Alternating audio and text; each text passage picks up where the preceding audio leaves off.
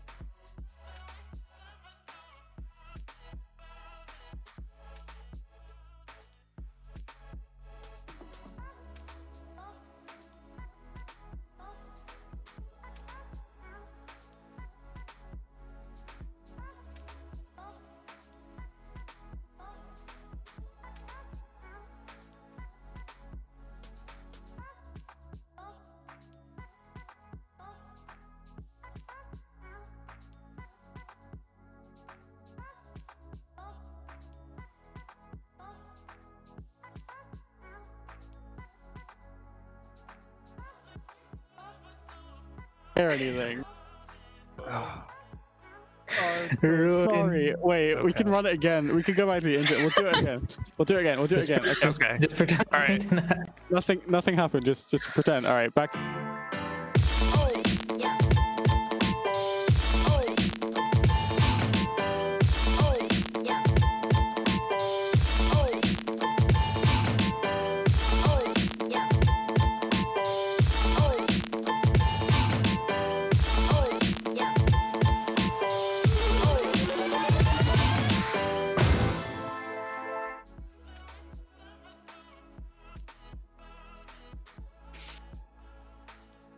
Well, would you look at that?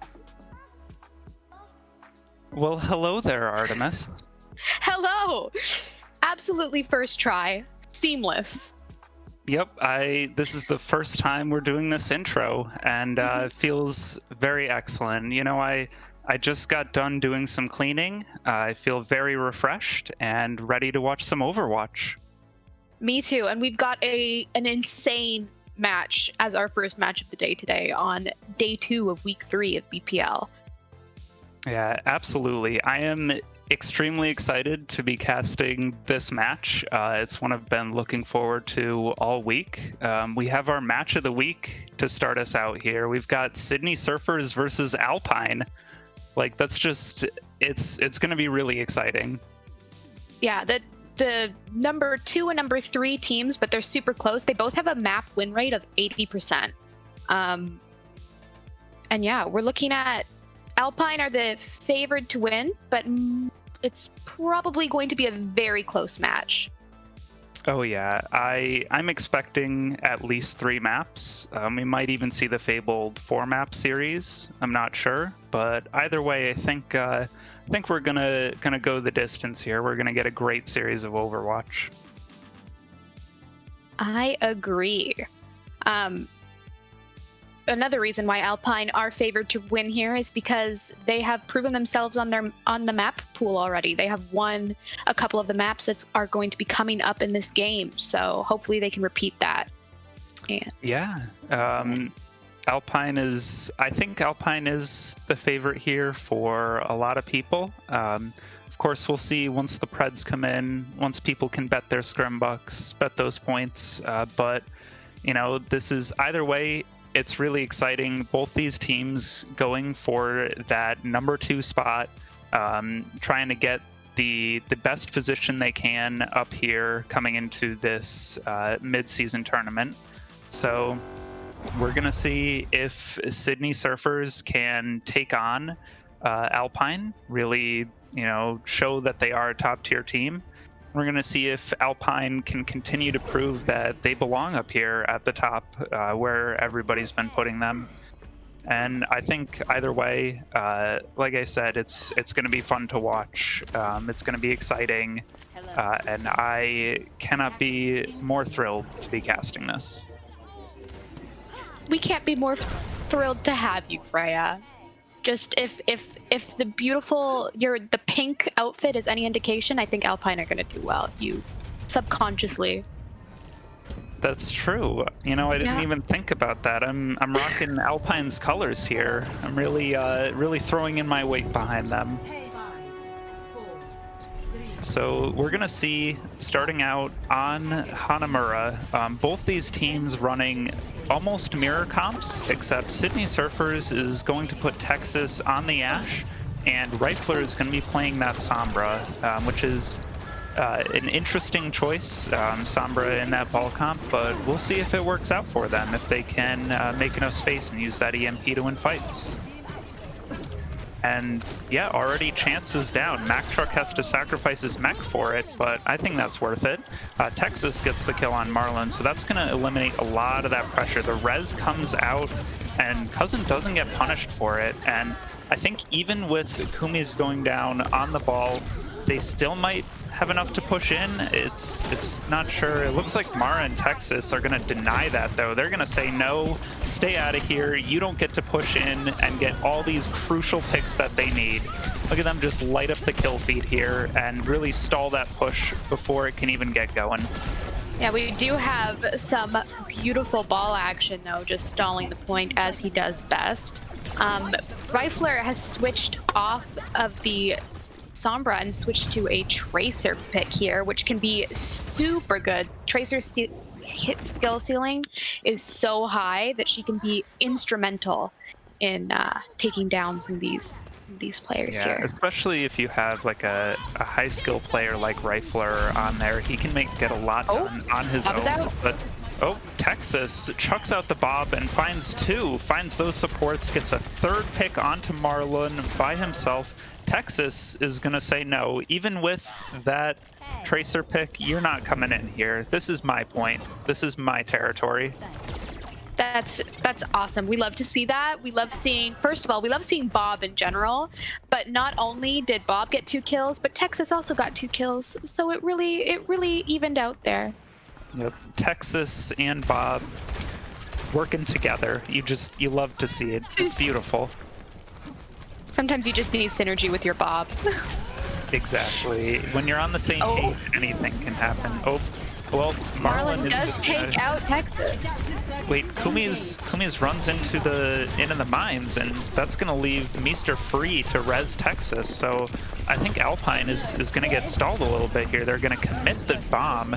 Maybe it's worth it, but oh no, that's Mara with the bomb, and Mara takes down Marlon. It gets instantly rezzed up, but I still think it's just going back and forth here. I think Alpine might be able to do it with their respawn advantage with Kumi's already coming back.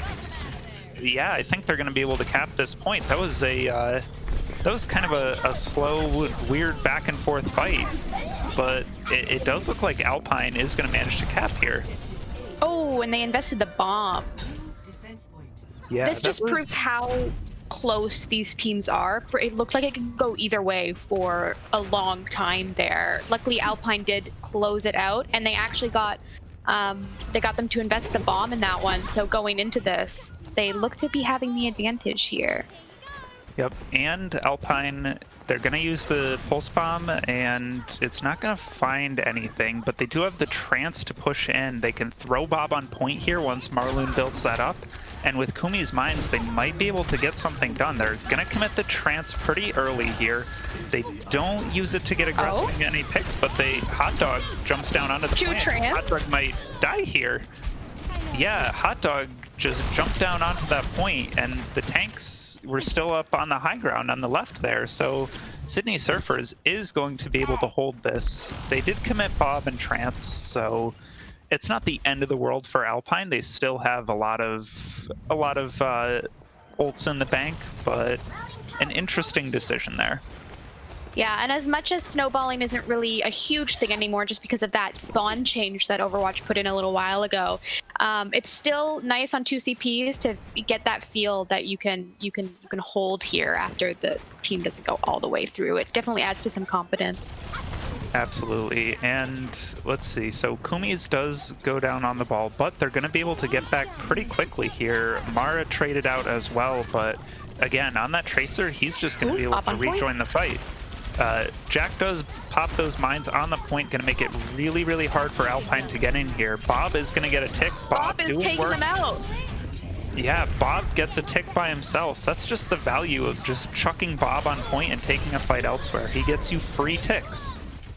Jack is going to take Rifler down. They really just have to get this ball out, have to hopefully push just a little bit more, clean up these last few kills before they get killed out here. The Trance is going to be huge from Alpine. It's going to let them sort of stabilize here, but I think the rest of Sydney Surfers coming back. Texas is going to go 1-2, get some kills there, and I think that's it for this push. Yeah, that spawn advantage is still prevalent as always. But honestly, they got 2 ticks, and that can be the difference maker in this kind of thing. At that point, you're just sitting there and you're just like, we just need one more. We just need one more. And it's not as difficult. Sydney does have more ultimates going into this game, team fight though, so they'll probably still get the hold unless Marlon gets a headshot on Mara. Okay, that's something.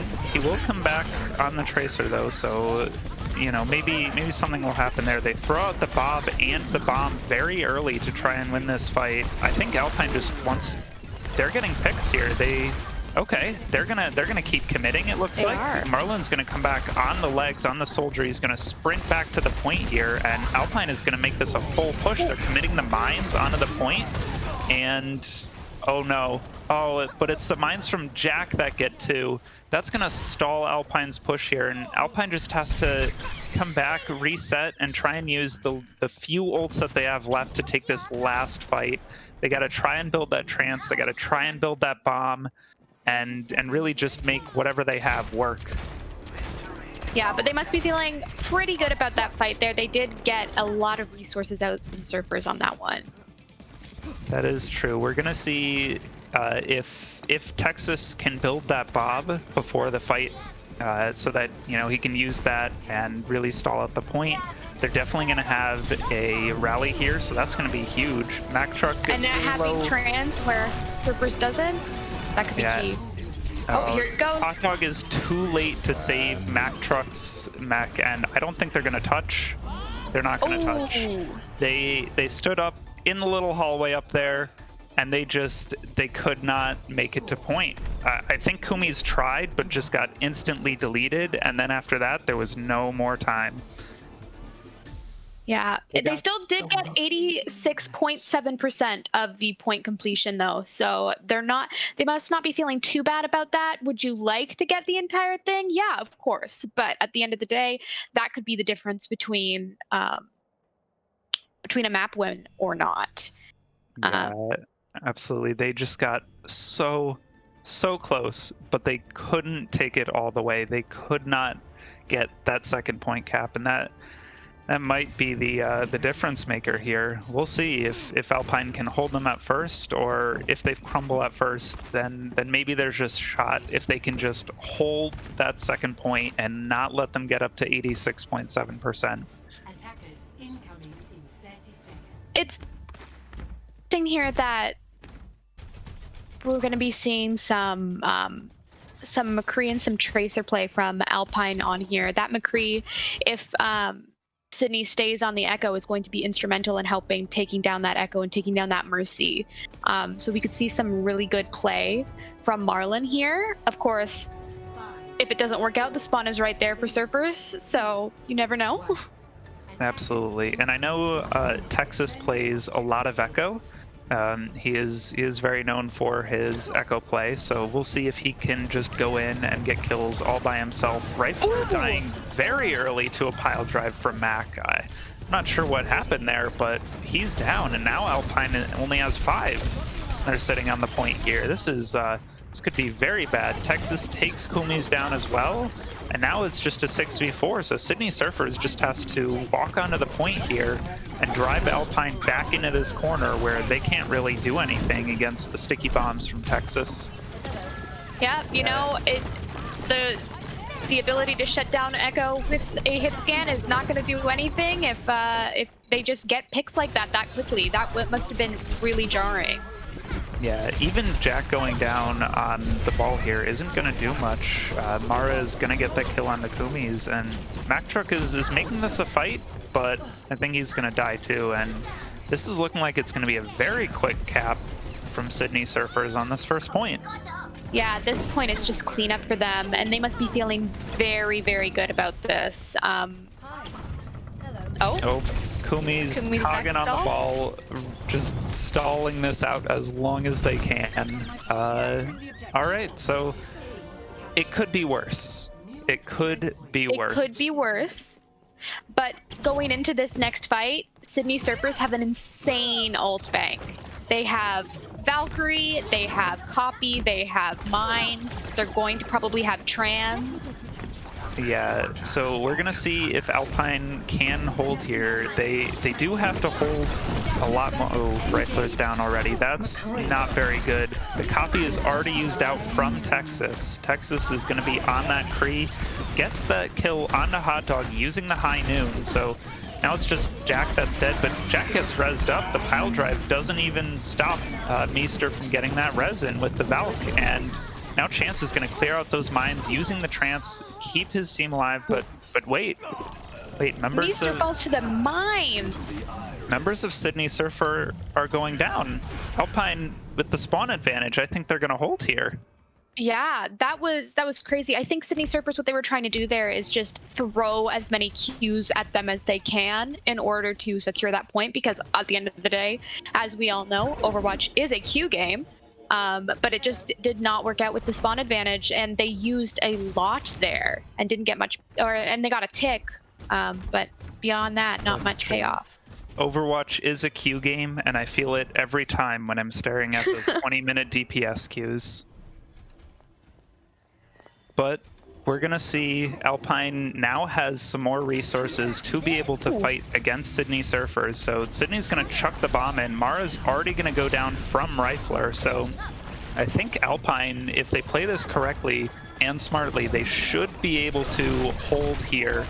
We're gonna see Kumi's going in. They actually get the pile drive onto Texas, but Texas retaliates with the sticky. It was a trade. It was a trade, but that's definitely... Oh, with that res, it might not be in the favor of Alpine anymore. Ooh, I thought the rally there from Cousin was going to take over there, but with just a single pulse bomb, it was just boiled beneath their feet, and now Chance is popping off with headshot after headshot. Yeah, Kumi's and Rifler doing their best to stall out the point as long as they can, but it's not going to be enough. It's not enough. Sydney Surfers are going to take this first map victory. Wow, that was crazy. That is not what we expected to see from this map, especially not what Chad expected to see, because a bunch of you just lost a bunch of money. Yeah, let's look at those scrim bucks now. Who's laughing now? It's Hayden. Hayden is taking those scrim bucks and he is bringing them back to the bank. He's cashing them all in. That's crazy. So what do you think Alpine could have done better in that map to have maybe stayed secured on that map or anything like that? So I think something that Alpine was really struggling with was initiating first. On that second map, especially that second point, they seem to be not really wanting to get aggressive. They were just sort of waiting for Sydney Surfers to come to them. And Sydney Surfers, when they were being aggressive, when they were putting that pressure onto Alpine, they were consistently getting the first kill. And that really, really helped them secure those fight wins, because with those kills, they just went in 6v5 and cleaned up the rest of Alpine. So Alpine looked a little bit like they were stumbling, sort of didn't know when they wanted to be aggressive, when they wanted to hold back. So we'll see if on the second point they can fix that, or if they're going to have issues again. Yeah, going into this next map, we will be going into Dorado, and we know that Alpine has actually won Dorado before, so hopefully they can repeat that and secure the win on this map once again. Something that we need to note is that you can't rely on overconfidence in order to pull you through a map. Everyone's cheering you on. It can add some added pressure and everything like that. So hopefully it doesn't go to Alpine's head, and they can come back and they can take this map out, and we can get that 3-map series. Yeah, so we're gonna see, we do see some swaps. We have Kippis here. He's gonna be playing the flex support, and T is going to be on that ball, trading out for Kumis. And then on the side of Sydney Surfers, we see Moopi's in for Mara on that sort of tracer position. And Hayden is going to be playing the flex support instead. So we'll see if these comp swaps change up the dynamic of the game, or if this is just going to be Sydney Surfers keeping their strong core together and showing that they are a very, very strong team. Yeah, I'm really excited to see some Ashe gameplay personally. She's one of my favorite heroes, so we'll see how her dynamite can shut down these comps. Yeah, it is interesting. Both of these teams with very, very good DPS players are playing Ashe, sort of relying on them to get picks. But as we say that, Rifler is going to take out Texas Money Jr. That's the power of having the Mercy to pocket you instead of having the Brig. There's no res, so Texas is going to have to make the long walk back, and Alpine's just going to be able to push up a lot with that power there. Rifler is going to click the head of Moopy as well, so this just proves how this is why Ashe is so strong right now. Just that damage boost from the Mercy can add so much, and you can just one-shot, which is great if you can aim, which obviously Rifler can. Absolutely, but let's not discount Marlon getting 3 kills there to just secure this first point extremely quickly, and Cousin sees that. He's got the blue beam on Marlon there, so we're gonna see some Echo gameplay. We're gonna see Marlon probably get that copy up very quickly with that blue beam. And the Bob is going to come out too from Rifler on this fight here, I would imagine. So we're going to see if the rally or the trance from Sydney Surfers is going to be enough. But Rifler takes down Moopy early. And like I was saying, this is what Alpine needs to do, get aggressive. And they're definitely doing that with Rifler on the Ashe. Yeah, and the Bob comes out, gets taken down quickly, but it is a good zoning Bob. They just push the enemy team back. Yeah, and crucially, they're sitting up on the high ground here with the Ashe, so they're denying space from Sydney Surfers, making them pushed into like that little room there. And Kippis is just gonna pop the trance to get out of that, and we're gonna see a bomb come in from False Words. The bomb does take down the copy from Marlon. And we're going to see Marlon gets the Diva mech back. Are they going to be able to get a Bob out before this duplicate runs out? Or they're going to get a bomb, and it does look like it. The bomb's going to take down Texas, so we're going to see some sort of scattered fighting here, but it's going to go the way of Alpine. they do get this fight when Meester is going to get taken down in the end here by Marlon, and that was a weird, scrappy fight that sort of happened in like 12 different places on the map, but in the end, I think Alpine played a lot better split there. And they Yeah, hopefully Surfers can recontest here, because they do have some really good fight game-winning ults. Yeah, Jack is going to take Kippis down, and we're going to see the trance come out too from Sydney Surfers. Texas is dead again. He's dead again, and with that, I think Alpine is going to take this second point. They are just... Everybody just got deleted after that. They wanted revenge for Kippis dying. They said no, no more. Yeah, and this is really interesting. What we're seeing here is both teams expended both their ult banks, so this fight is going to be a little more regular old person dependent, seeing skill versus skill like a beginning of a match. But Jack is going to have the mines, and that can be super helpful for zoning off people and just shutting them down. Yeah, we're gonna see Marlon tries to go up and get the pick onto Texas Money Jr., but the rest of the team is there to defend him, and Marlon is going to go down. Gets rezzed up, but the dynamite from Texas is gonna take Cousin down, and that's gonna stall out Alpine's push here. They don't even need to use any ults. They can just push Alpine back and sort of re-engage, and that's basically a fight win there in terms of the time bank. Yeah, So and yeah, they must be feeling pretty good about that too, because stalling or stopping that push there can really push down Alpine, if that makes sense.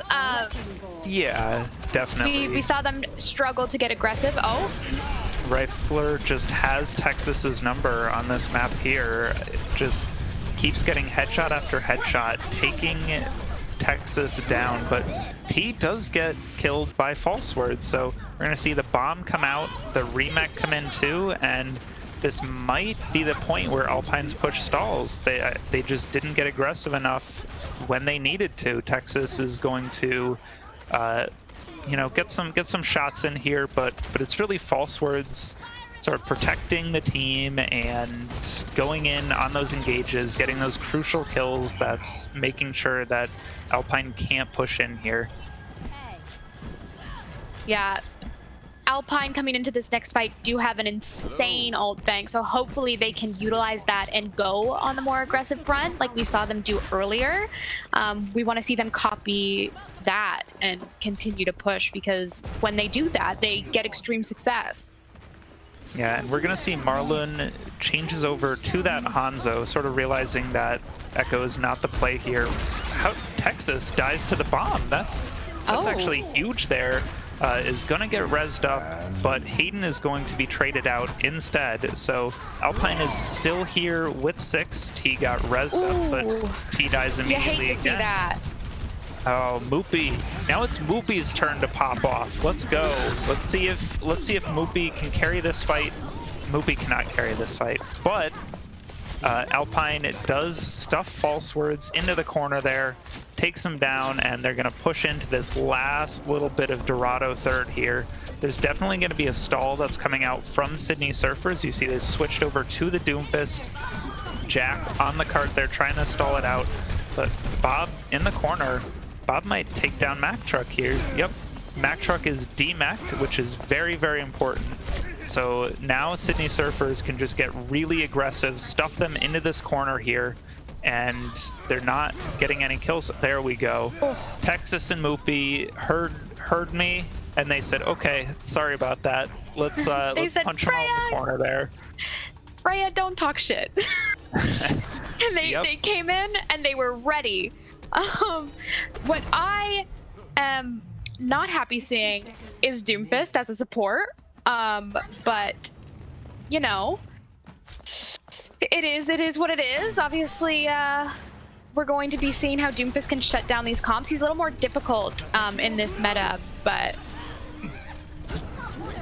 yeah, so we are going to see Alpine is going to go in aggressive and early with these ultimates, which is very important from them. Moopy is already going to be taken down, so Alpine just need to keep this pressure up, keep being aggressive and just jumping onto Sydney Surfers, forcing them to use those defensive ults, which they already have. But Marlon is going to die from Jack, so we're going to see if Kippis is going low. Kippis burns down, and Moopy's going to take Rifler down as well. It's just up to 4 of them to put this last final little push here.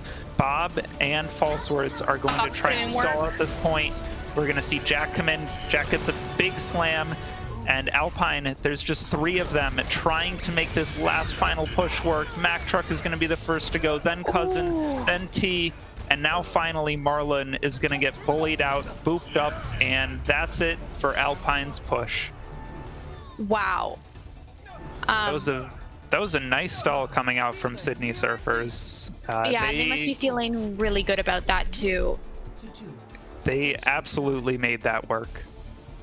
Yeah, the ball play there from Jack went the distance.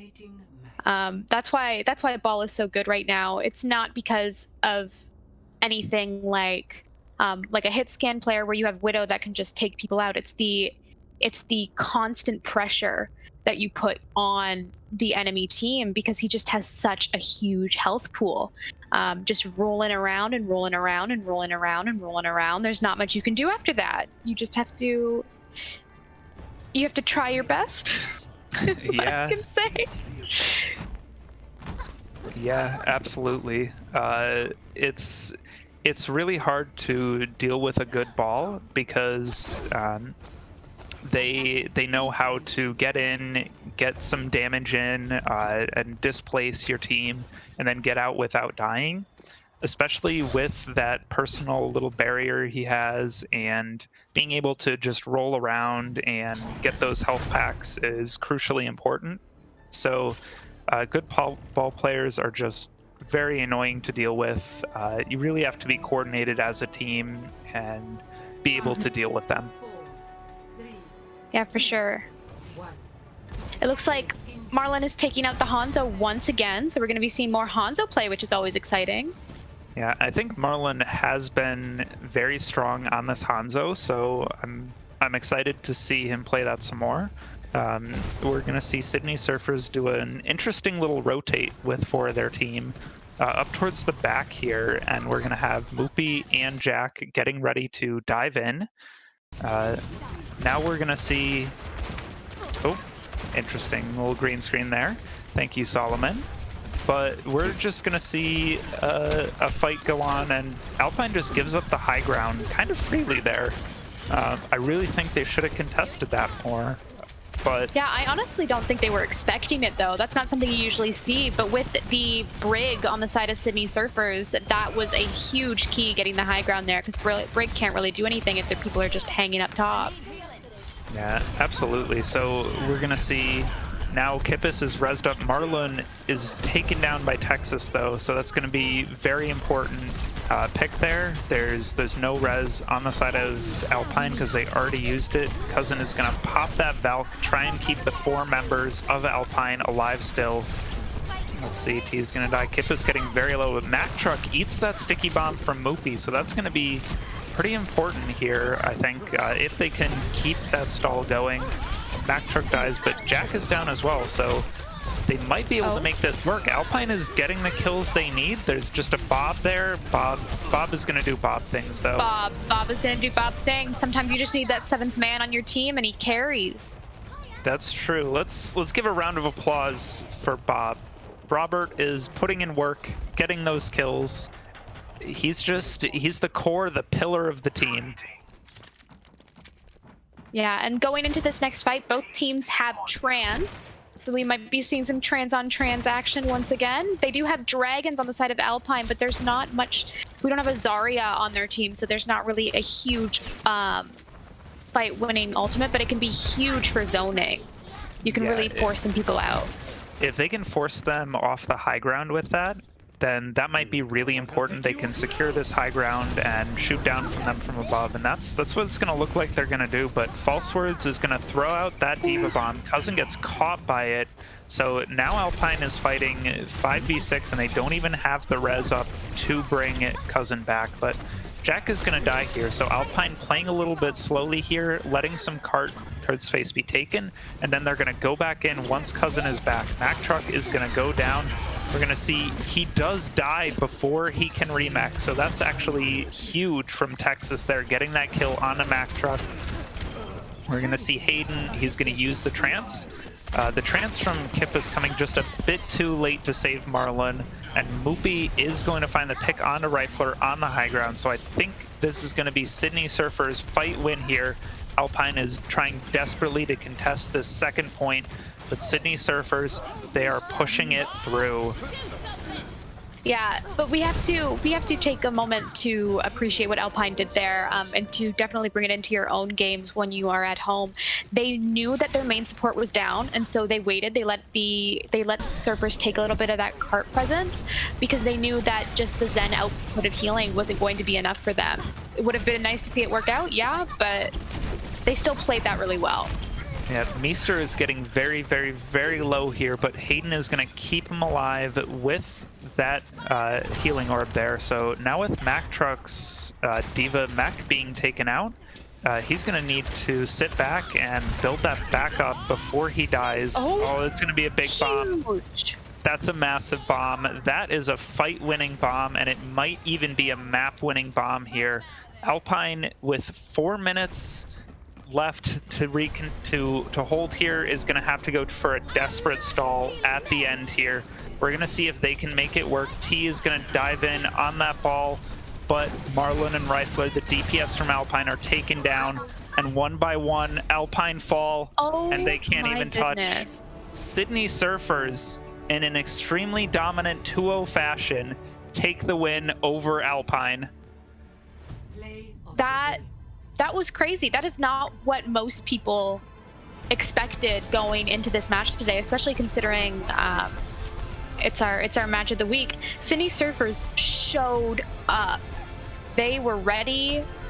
They used their abilities really well. They took the positioning they needed to take. They just did a really good job. Yeah, they really proved that they deserve to be up here in the 3-0. That glorious little category with Resurge and Sydney.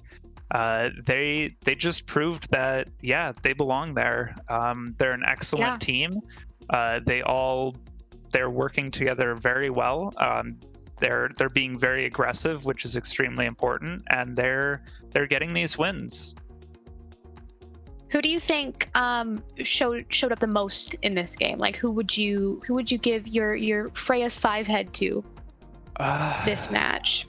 That's a tough one, but honestly, it's difficult because I think all of them really showed up.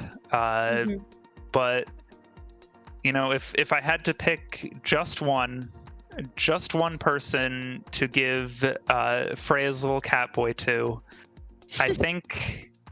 I think I'd have to give it to Mara yet again. I know Mara only played one map, but Mara was just incredible on that one map. I think I know it's a little weird to give it to someone who only played half the maps, but on the map that they played, Mara was just heads and shoulders above sort of everybody else there. I think Texas played extremely well. I think False Swords played extremely well. Hayden, Meester, Jack, Moopy, all of them played extremely well, and it's really tough to give it to one player because, like, just as a team, they're a lot better than any individual player there. Because they know what they're doing and they work well together. And if I could give it to the whole team, I would. I agree with you. I would actually. I know that we didn't see any huge over the top stuff, but I would actually give it to Jack. The wrecking ball play we saw, just shutting people down, stalling really well. Showing up, it was really impressive. Yeah, I can definitely agree with that. We can do a dual Freya's little Katboy of the match. We can give it to both Jack and Mara. Jack is just played extremely well, showing what you can do as a good ball player with the rest of your team there, ready to go in with you, and it was inspirational. But right now we have some Sydney Surfers interviews coming up. Who's Hey, Howdy. Hi. Howdy. So Hello. we have he said Texas, Hayden, and False Words. Popping. No. So going into this matchup, you knew it was a really big game because it determined second seed, and people were kind of doubting you guys going into this game. What do you have to say to the doubters? Yeah, I mean, Where are they now? Where are they now? I mean, Alpine's a good team. I just think people don't like me personally, so they just want to see me lose. You know, And I I don't understand like that. you even his But- team doesn't like him. So yeah. But yeah, no, I just think like Alpine's a really cool team. They're really cool. All the credit in the world to them. It's just I think we were the better team today. True. Absolutely. So give us a rundown of sort of how your team works together as well as it does, because we saw sort of just a whole team coordination and cohesion that was just definitely above Alpine today, and definitely some of the best we've seen so far. How does that cohesion and that working together sort of work out when you're in game? We get our shit together. Yep. Yeah, Straight I think much. it's just all about like mindset and culture, like how you go into games. So, And And how I do you think- go into games? Yeah, think a how lot did you of guys it was- prepare for this match today? I think a lot of it was our pre-planning, just like going over maps, going over rotations, and being preemptive with that, and like making sure that we know what we're doing before we even go into the match. Like rotations, especially core rotations, because it's like they can't use like movement abilities to get to high grounds and stuff. So we had to like preemptively get those high grounds and be set up. So I think a lot of that went into it.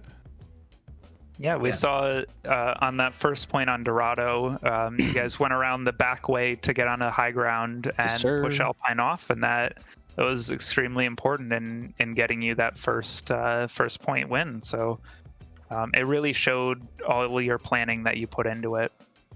So now, of course, we have the midweek tournament where you're the second seed, but I want to talk about the week after that where you face against Resurge. How ready do you guys think you are for I'm finna farm that my boy match? Drake. That's what's about to happen. I'm finna Yes, farm my boy sir. Drake. I'm about to spawn kill him. I'm about to win these echo duels. My boy, I'm forcing him on a Genji, and I'm treating him how I treat the ball players in rank that annoy me. I'm gonna stun him, and then I'm gonna fan him to death. That is his legacy. yeah, I think any team is beatable right now, and I think we're in prime position to take them down. Well, if you show up as much as you did today in that match, then it's sure going to be a good one, and you guys can definitely do that. Hell yeah. All right. Well, thank you very much for coming into this interview. You guys looked fantastic out there today. Congratulations on your win, Thank you. and good luck in the mid-season tournament. Thank you for having us. So now we're going to throw it to a quick break before our next match, which is Waffle versus the Clients.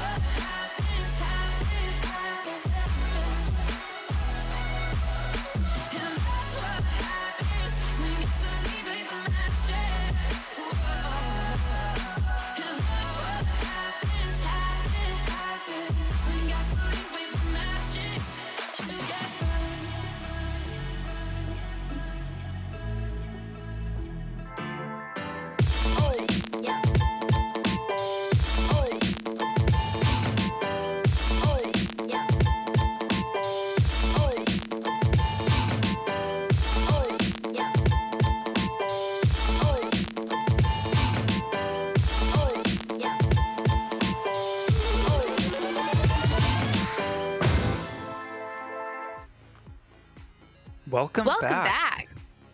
Yeah, so that was an exciting game that we just watched, but now it's time for Waffle vs. Clients, another interesting game, a matchup that people have wanted to see. I think Clients are sort of the favorites going in here, but we definitely shouldn't count out Waffle here.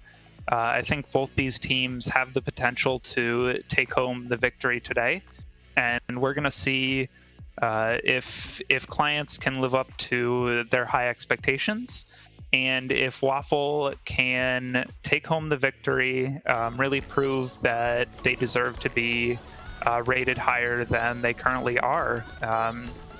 I think Clients, people have been rating them very highly based on Recurve and Coconut being extremely good DPS players. And I think they've shown that in their series against Drip Difference. They shined. But you know, I think Waffle has a more balanced roster, if you will. I think Yahoo and Sleeping are both very good.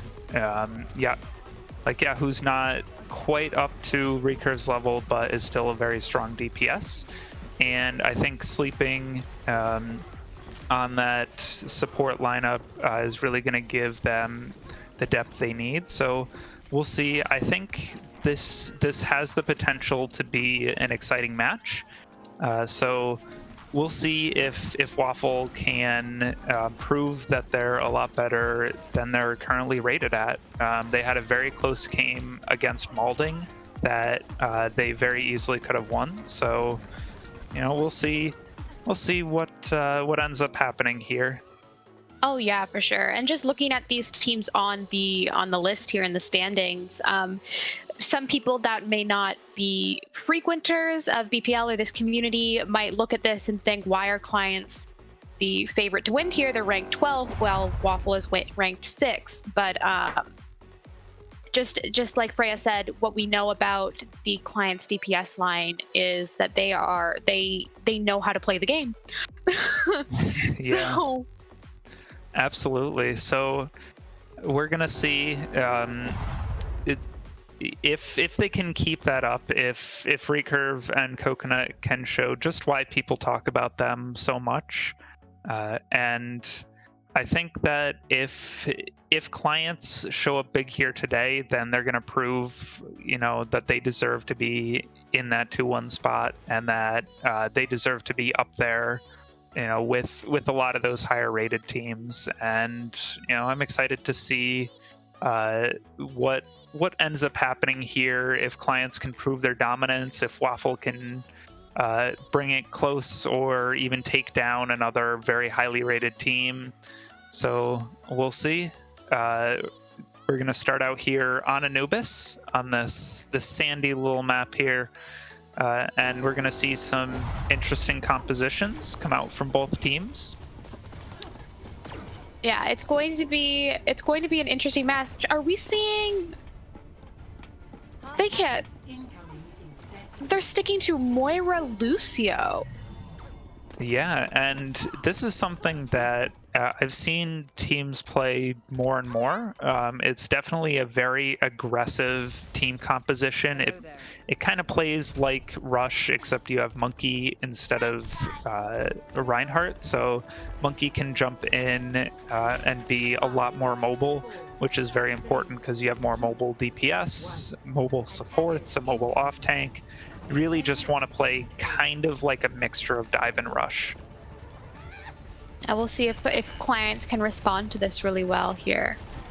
Yeah, Coconut is going to start out on that Widowmaker. He's going to probably look for a few picks here, see if he can get something done, but I would anticipate him swapping to a Tracer once that happens.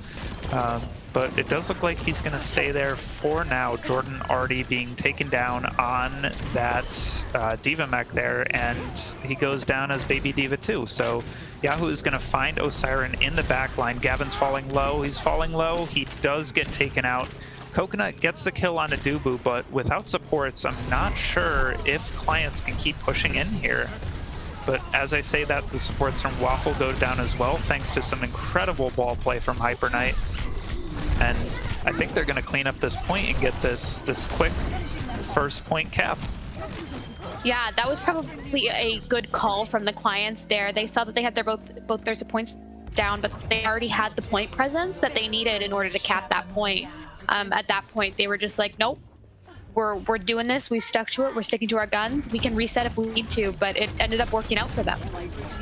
Yeah, we're going to see Coconut is going to pop those Widow Sights. He doesn't get any picks yet on them, but Recurve is going to dupe in. They're going to throw in Rorschach's Diva Bomb, and I expect that Recurve's Diva Bomb is going to follow very quickly, but still no kills coming out from either team. This is a long, protracted fight. Finally, Hyper Knight goes down. Recurve's going to throw out that dupe bomb, but Hyper Knight is going to get rezzed up, which is crucial because he's very close to those mines, and he's going to have to drop them if they want to win this fight, but it doesn't look like they are. It looks like Waffle is going to be able to hold this very crucial first defense on their second point, which can tend to be very snowbally and go the way of the attacking team. A good hold that there happens a from lot on these two CPs. Yeah, no, they did a really good hold there. They saw the Diva Bomb come out and they backed off, and they got back on the point just in time after it was done to just secure that point here. We have Dubu coming up on an EMP though, so that could be huge for winning this fight. Yeah, they're gonna throw in the bomb. The bomb is not gonna find anything, but a Siren dies very quickly. Recurve is gonna die there on that Kree, so I think this might just need to be a reset from clients. I don't know if they're gonna be able to get anything more out of this, even with Jimmy Blanca going down. But as I say that, they get the res up. They're gonna force out the EMP, which is huge. So I think Waffle is gonna win this, but they didn't win as convincingly as they probably should have. Yeah, and clients must be feeling good about that too. They might have known from the beginning that that fight wasn't going to come out of a win, but they did get them to use the EMP in order to secure it, which is, if you're going into this knowing the enemy's ult economy is very, very low, while you have a lot of your big ults here, it can be huge. Yeah, we're gonna see the High Noon comes out to zone Waffle off of the point here, and they're actually gonna find a pick onto Jimmy Blanca. They're gonna aggressively trance in. Recurve does die to Yahoo, so the trance doesn't manage to save him, but Coconut and Rorschach, they're cleaning up kills here. They are putting in the work. And with that, Waffle is now going to have to try and desperately recontest. They're going to have to stall as long as they can. The bomb is going to come out from Rorschach. It's going to wipe out that bubble. Bird Boy is bouncing around Lucio, not able to find much. The coal is going to be huge there. The coal is going to help find that kill onto Coconut, and that might stall out the momentum from clients. Rorschach falling very, very low on that mech. Recurve does find the kill on Joffrey. The bomb here is going to clear out those mines, but clients, they're still staying in this. They're still getting kills, still forcing Waffle to stall out here on this point, not letting them reset and have a good fight win here. Recurve is going to die, but Coconut is almost back on that Tracer, and he is back. He gets 2 huge picks onto the supports. Huge! The fight is still going on. It's still happening. A big EMP comes out from Dubu. He's going to die for it, and I don't think the rest of the team is there to follow up. So I think Clients almost has their whole team left available here. Waffle is just going in one by one, trying desperately to stall to recontest. There's not much time left, but this fight has been going on so long. Joffrey on that Reinhardt is going to get pushed out, not able to recontest. That was a long fight. That was a very, very long fight. That tends to happen, especially on this map. It's the spawn is just so close, and if you can't get the picks on the point, you can just stall out pretty easily. I think that fight lasted over a minute. So Waffle, although they didn't stall that fight, they must be feeling pretty good about how much time they took out from clients, because as we know, 2CP is sometimes known as 6CP or more. So yeah, You know what? I am very much hoping that we see not 6 CP. I like watching Overwatch, but I like a little bit of map variation. You know, I want to see some. I see some interesting compositions come out on different maps. So we'll see if Clients is going to be able to full hold healer. I think if I had to make a prediction, I would say that Clients is going to give up first point at some point, but they are going to be able to hold second point. That's my prediction here. Well, we will hold you to it going into this map. It looks like Waffle are running back out on this Moira Lucio comp, so they must have some sort of confidence going into the attack. But we see their recurve is on the Pharah yet again. This is his signature hero, something he is very much known for. A menace in the skies, and honestly, Anubis is a very good point for Pharah. And he already gets 2. Yeah, look at that. He's proving that Anubis is excellent for Pharah. There's a lot of areas to hide around in the sky, so you can't just get picked out along sight lines, but you do have that open middle area to shoot down on from wherever you decide to post up. Yeah, it's really interesting to me. I was hoping maybe we'd see some switch up from Waffle here, knowing how good recurve is on this Pharah and how punishing it can be for this comp that can't really get up there as easy minus the D.Va and Winston, but it looks like they're still sticking on the Tracer Sombra. Yeah, if I had to guess, Waffle is doing just what they did right there. They're trying to jump onto Osiren on that Zen as quickly as possible, take him out, and then be able to kill the rest of the team. And they sort of did that there. Recurve is still shooting from the sky, but with Osiren down, it's really hard to get a lot of that damage in. You basically just have 2 people up in the sky there, and not much else going on. So we're gonna see the rest of Waffle's team comes back. I think now Clients isn't gonna be able to recontest, are they? It looks like they have their 2 tanks on point here. The ball is gonna get hacked up. Hyper Knight dropping low and dying, and there we go. There's first point. Now we're gonna see. Now we're gonna see if Clients can full hold here. We'll see if my prediction comes true. Yeah, you were talking about the Osiren pick there and how that can be crucial, and that is so true, just because of how punishing Zen's Orb of Discord can be on the enemy team. It just brings in so much extra damage from your team onto that team. Yeah. And not having that resource can just crumble fights. Yeah, we're gonna see Waffle throws out that D.Va bomb, doesn't get anything from it, and Coconut's actually in the back there, already killing Jordan, so he can't even remech. I think this EMP is pretty big here. They are gonna be able to cap Joffrey on the monkey, gets 2. Joffrey doing ooga booga monkey things, just punching them all around, bouncing them up and down, but he's getting dangerously low here. Jimmy Blanca is going to have to keep him alive. Clients come back out with the trance with the bomb. The bomb doesn't find anything, and I think with that, if Waffle can keep their focus fire on point here, keep their communication going, then they're going to be able to get this cap. They already have a tick. Yeah, Recurve's back on the Doom. Coconut is dead. Osiren switching over to that Lucio to try and come install. Rorschach dying. I think Waffle's going to be able to do this. Yeah, Waffle is getting the kills. They aren't dying. Well. They have the coal. I think they're going to be able to do it. Let's see, Clients. Oh, okay. Oh, there we go. 2 big picks. We're going to see if a third. Yep. How did, wait, Waffle? Waffle, what happened? They crumbled at the finish line there. That was crazy. Joffrey played that fight so well. They going in and out of bubble, peeling for the support so that they could get line of sight. Joffrey did a very, very good job in that fight, but Coconut just got a huge pulse.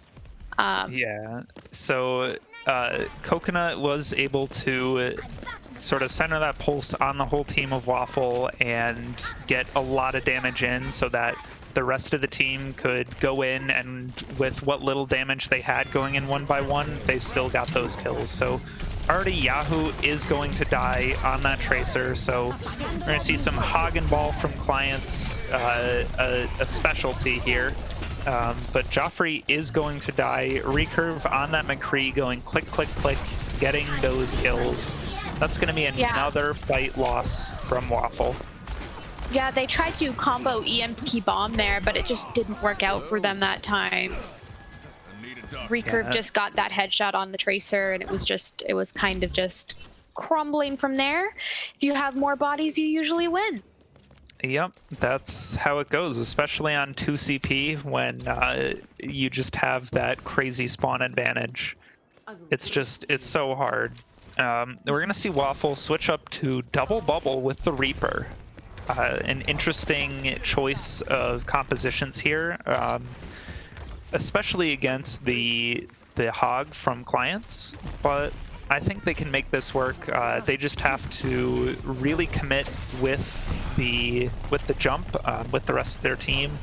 And Hyper Knight going down means they're probably going to Cole in here, get some damage in. We're going to see a pulse bomb from Coconut, does not find anything.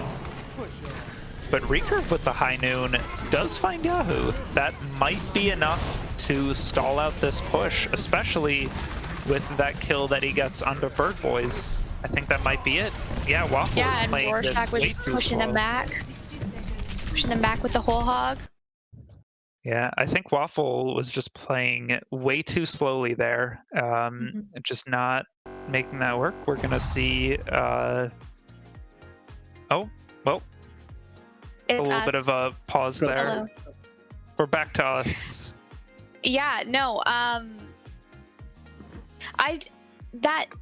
the comp that they had there was very much a synergy-based comp, especially in this kind of meta. You all have to push it together and have to focus as one. And I think that you are right in that fact that they were just like they didn't do that. They split a little bit on the left when they were going in from the left, and it didn't end up working for them.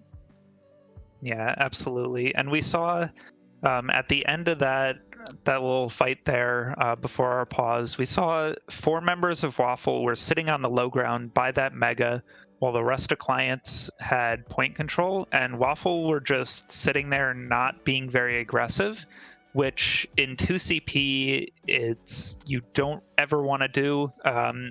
Clients have spawn advantage, so you want to get in, get those kills as quickly as you can, because the longer fights stall out, the more that clients have a chance of coming back and getting that victory. Yeah, 100%. It's interesting. It's what we expected, especially what you expected going in. But yeah, hopefully after this pause that Waffle comes back in and they have a little tactical pause and discuss about how they can push more aggressive into this. It's very difficult with Recurve and Coconut though, because they are such demanding DPS, if that makes sense. They very much like push you onto it. Oh, we're back in the game back. now. Jordan dies very quickly to Osiren, so Waffle's gonna have to... Oh, they don't have a lot of time left. That's actually a huge pick from Osiren. He might just win them the map off of that pick. Waffle is gonna have to come in very quickly, try and touch before the fight runs out. Are they gonna do it? All right, Yahoo is gonna TP in, and with the ball rolling in, that makes enough space for him. It's going to go down to the bottom on the underneath mega there. Recurve is going to throw out the high noon, try and stall a little bit, but Recurve is going to take down Yahoo. There's a big trance coming in from Osiren to keep the team healthy and alive, and they're just going to get all the kills. All the kills here. This map is going to go the way of clients, just as I predicted at the end of Waffle's defense. Mm-hmm. I did it. I'm You just. did it. I'm a 5 Your head. brain is so it's huge. Yeah, no, it was really interesting there. We saw the ball ult come out and just completely take over the point. And so nobody could get on point. And then I think the EMP actually couldn't catch all the mines, so they didn't get taken out by the EMP, unfortunately. And then just DPS difference. Yeah. So now we're gonna see can Waffle bring it back. They did look very strong on a lot of those fights. They just needed to wrap them up a lot quicker. They needed to get their focus fire in line, get those kills before clients could come back. I think 2 CP was probably a little hard for them, but maybe Escort will be better for Waffle. Maybe it'll work out for them. And we've seen them perform well on Havana before. Oh. All right. I don't want to spoil anything, but chat, we're gonna see some interesting compositions come out from clients. Something big is happening. And I don't think anybody's ready for it. Are we gonna keep them in suspense? We're gonna keep them in suspense. We're gonna make them wait and see. Especially this next map, we're going to Havana, which is definitely known as a Widow map. So I'm betting we're gonna see Coconut on the Widow, which, as many people probably know, Coconut is an extremely good Widow player. So we're gonna see if Waffle have an answer to that, if they're gonna be able to do something about it. But yeah, let's take a look. Let's see what we've got coming up for this next map. I think they're still all right. So teams are still setting up their lineups here. So we're still gonna wait a little bit longer. We're keeping the anticipation rolling. Yeah, we're gonna see if this sort of special secret from clients is going to be enough to get them the win, or if this is going to be a little bit too creative for even clients. We'll see. I mean, at this point, sometimes you can just have faith in Coconut, you know? True. Especially on this map.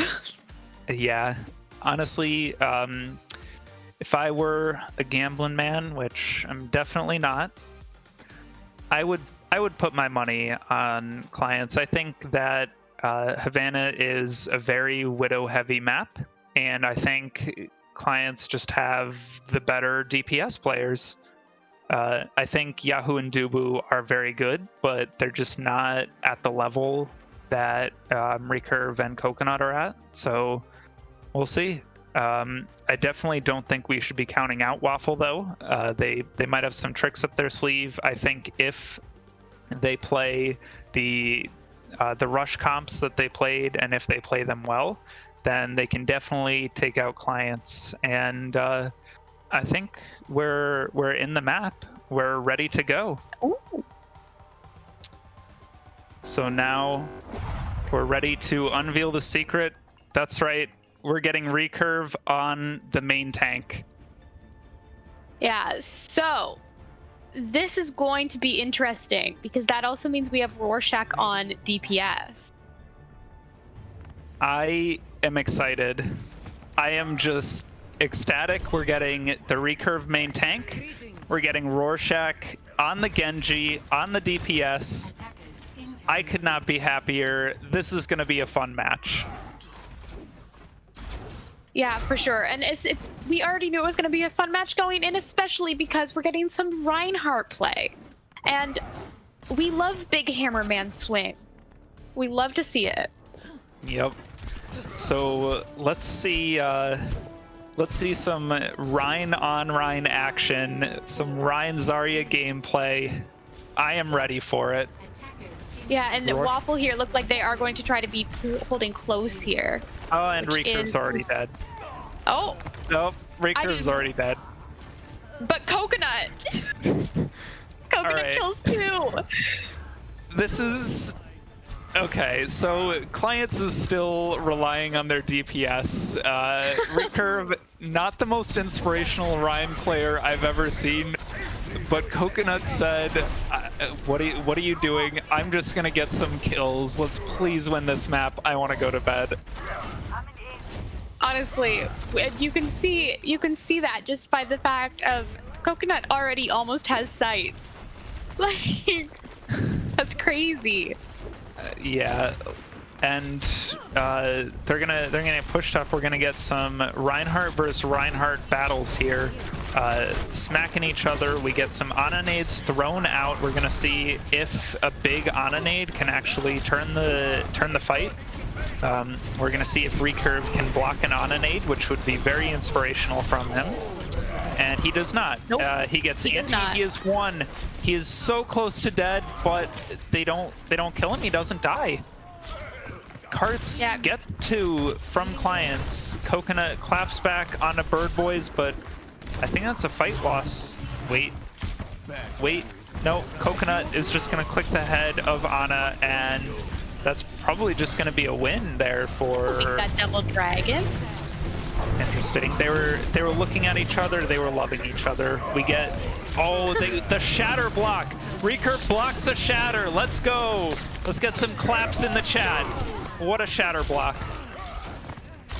That's gonna be a fight win and a first point here for Clients.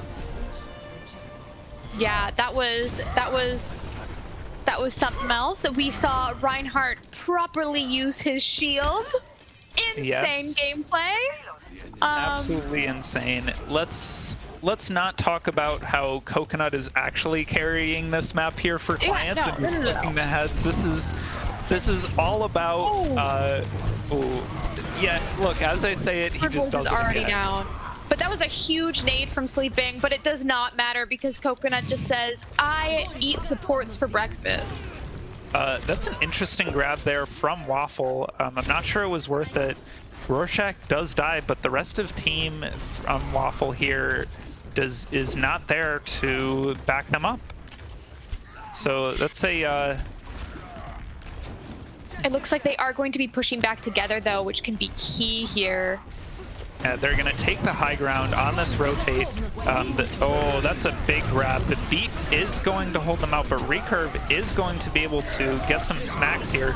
The slam comes down, and with that, yeah, that's enough. That's going to be a big fight win there from Clients off of the back of a huge grab from Focus. Absolutely inspirational.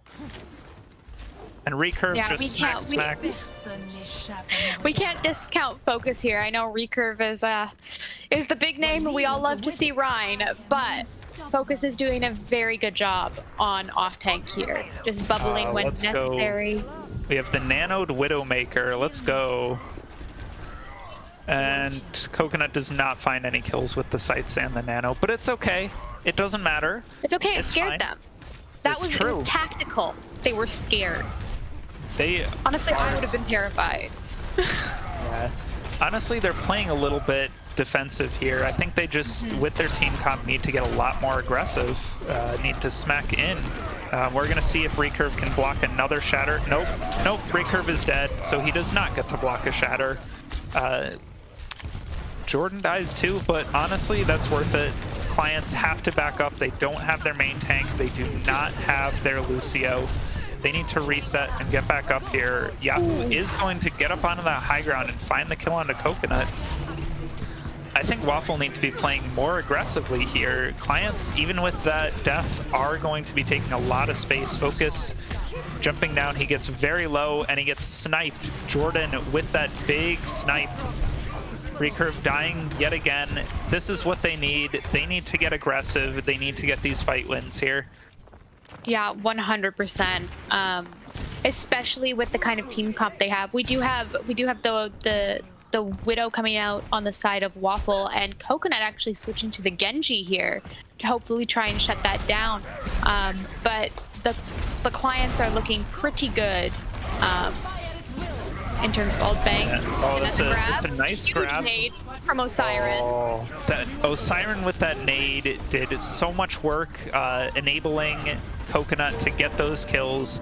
That was a huge grab from Focus. Absolutely inspirational. I don't think Focus has grabbed less than 5 people on any of these grabs so far. Just incredible gameplay. We see the Nano, recurve saved by the beat from Mustard. That was huge, and Clients is going to come into this with, honestly, a really huge time bank for Havana. Yes, that is a massive time bank, especially on this last point, because we know that teams can get stalled out really, really, really easily on Havana third, especially with strong sniper sightlines and everything like that. When we're going in here, Focus is doing a great job with these grabs, but we also have to think about how much Waffle's comp enables Focus to get those big plays, because they do have to play more together. Yeah, absolutely. I'm wondering how much this team scrimmed the recurve Rhine, or if this was just sort of a let's go, screw it, we're gonna play whatever we want. Recurve is rolling out on the Reinhardt, and Mustard looks very excited to play Lucio, which honestly, after like weeks of just playing Brig and Mercy, I would be excited to be playing Lucio too. Yeah, Lucio can be very, very fun, especially on a map like this, and especially when you have a Reinhardt with you. Being able to enable that Reinhardt with your speed boost and pushing in, something about it can be so satisfying. Yeah, absolutely. So we're gonna see if Clients want to do the close hold here, which I think they do, especially when you're playing a Uno reverse card. Yeah. Oh, no, they're or just not. gonna back up. Interesting. I think when you're playing a Reinhardt comp, you do want to play close, but with Coconut on the Widow, it makes sense that they want to just sort of stay back, hold the corner here. Coconut. Absolutely. So we're gonna see Waffle is gonna take space here. They're gonna go up. Bubble's already out from both Focus and Carts, so we're gonna see some Rhine swinging here. The nade from Sleeping is a defensive nade here, so we're gonna see if Osiren can clap back. He just hits a defensive nade as well. Nothing really dying. Cart's going extremely low here. He's gonna get healed up and saved, but recurve dying, and that's it. That's a fight win for Waffle. You can't do anything without your Reinhardt. For sure. I think the Clients got a little over-aggressive there. They saw that Carts was low and they tried to push in and secure that kill, but it just didn't work out, especially with the lack of line of sight from their support. Crucially, I think Clients, if they play this right, should be able to get another fight here on first point. We're going to see some shatters come in. Oh no. Oh no. Jordan did a really good job. Absolute disaster. That was a fantastic Earth Shatter out from Jordan there. Yeah, that was an MTD, absolute MTD. Waffle are rolling through this attack right now, and and they've already killed Coconut, which Coconut's going to take a long time to get back to this team. Hopefully that the Clients just let them take what they have to take. Look at where Osiren's posted up. He does try and throw out that anti-nade, but it doesn't find anything. Focus dying to Dubu. We're gonna see even the Nano on the Reinhardt. I don't think is going to be able to save this. Oh no, Jordan's anti. Osiren is doing a lot of work with these nades to ensure that Clients win. Like you see, whenever he gets an important anti-nade, just because of how powerful that ability is, Clients have an easy fight win because they can just get really aggressive with it. Yeah, we talk about, obviously we shine a light on these DPS players from the Clients, but we cannot discount how much Osiren enables them. Yeah, absolutely. We're seeing the Grav Dragon go out. It does get a lot of work done, especially with Jordan walking up there to clean up these fights. So I think even with Karts dying there, it's absolutely worth it for that huge, important grab. Jordan cleans up the last few kills. Honestly, Jordan has been really inspirational, putting the team on his back to get these kills in this fight. He's going to get a shatter very soon. We're going to see the sightlines come out from Coconut. Is he going to be able to find any picks? Oh, the focus grab comes out again. Yeah. Another big grab there. Oh, Jordan lays them down, but gets shattered in the back from Recurve.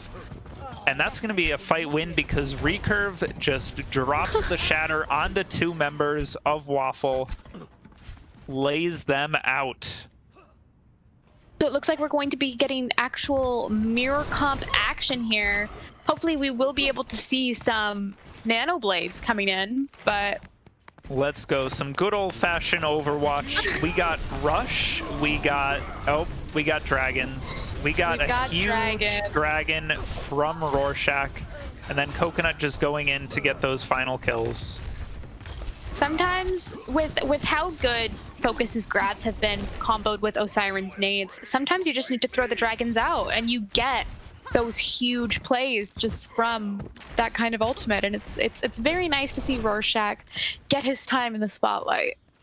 Yeah, absolutely. Rorschach not really a DPS player, but he is putting in work on this Hanzo. That was a really clean dragons there that just won them the fight straight up. And sleeping. Oh, look at that. We're storing his virtues. He's doing it. Jordan does go down. So yeah, it's just death everywhere. Yeah. Clients off the back of a very nice pick from Rorschach onto sleeping ensures that there's no way that Waffle can continue to push in. Yeah, and they're going to have shatter and grab for this next fight, and it probably won't take Coconut very long to build up that blade to mirror Dubu's. So hopefully we see... Oh, there it is. He just comes around the corner, shatters them, lays them on the... and gets the kill onto Jordan. Excellent. Yahoo is doing his best to put Waffle on his back, but even he can't do everything for them. Yeah, we saw some good play there.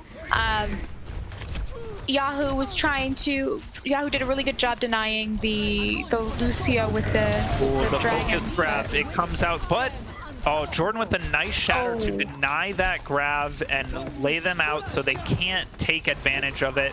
Focus going down as well. Rorschach gets another pick on a sleeping. This is not over for clients just yet.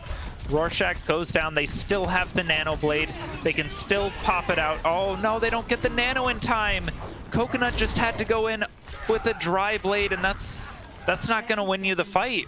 Waffle does manage it. 4 heroes left alive. They're gonna push this cart through, and clients are gonna swap over to stall.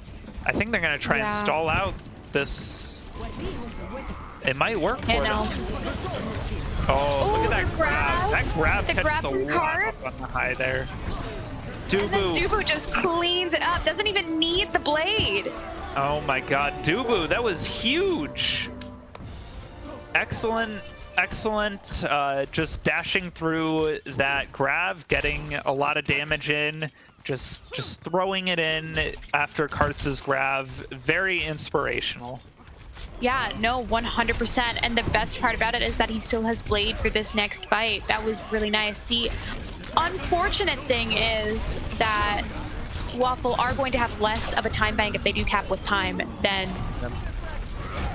clients, but they must still be feeling pretty good about that cap. How does Recurve pin Dubu there? What happened? What? Okay, accidental drive-by. Yeah, so Recurve was charging back to get inside because he was dangerously low, and Dubu just walked down onto it. That was okay. Unfortunate. With that accidental drive-by, he gets it. So Now we're gonna see Waffle try and go in. They have the Nano Blade now. They can make it work. The Shatter does not find anything. Oh, Recurve with the MTD lays them down. But wait, it's not over. Dubu. It's not over. Dubu has the blade. Oh my god, Dubu making it work. It doesn't matter how, oh, look at that. That's a nice pin off the map. Let's go. And now it's going to be a hard here. Just one more fight. Can they make it work? No one can hide from my sight. I think Coconut just needs like one good pick here. Oh, nope, they just needed the focus grab. He just needed to pop that grab in, Recurve, chucks in the Fire Strike, and I think that's gonna be it for Waffle. Dubu is the only one left here on the Genji. They don't touch. It's GG. Clients with a victory with the Recurve Reinhardt. Yeah, that was really interesting there. We saw some really good play from Dubu on Waffle. I mean, you got play of the game and everything. I want to see this. Enabled by cards. Nice. Beautiful. Yeah, that's definitely a dual play of the game if I've ever seen one. Mm-hmm. Yep, You always feel good about those whenever you're either a support or a tank and you see somebody comboed with your ult and that's why they got play. You're like, that was me. Yep. Just really enabling. I do want to give a shout out here to Osiren on that last map with some huge anti-nades, really enabling the rest of his team to get some work done. I know on that Zen, he definitely feels kind of like his job is to die and then the rest of his team wins, but on the Ana did an extremely good job. Honestly, shout out to him. But for Freya's little Katboy of the match, there's really no other player I can give it to. I have to give it to Recurve for playing the Reinhardt, like just dominating. I mean, he came in, he played DPS for a map, and then he was like, you know what? I think it's my time. Yeah, give it a little play spice. some main tank. So yeah, and seeing it on the Reinhardt of all main tanks is always a treat for us over here. Yep. So let's throw it to some interviews here. This is real. Oh. Hello. So before anything, I just want to say a little bit of a main tank differential, if I am to say. Yep, we had definitely a main tank difference there. But seriously, congratulations to you guys for victory. I think you really showed that you deserve to be rated among the top of the teams there, especially with how dominant you guys looked for that match. So my question to both of you is, did you have this plan ready before you came into the match where you were like, you know what, if we do well on map 1, we're gonna play the Recurve main tank and the Rorschach DPS? So we don't want to take all the credit here because it was a little bit of a mutual agreement between both teams. Me and Jordan like taking the Ryan v Ryan sometimes, as many people know. So we had a little agreement going into this week. We agreed on different comps. We said that we were allowed to play any kind of DPS, but we were going to mirror the Rhine Zarya on a Lucio the whole time. And I wanted to play the Rhine because I wanted to see if I could outdo it.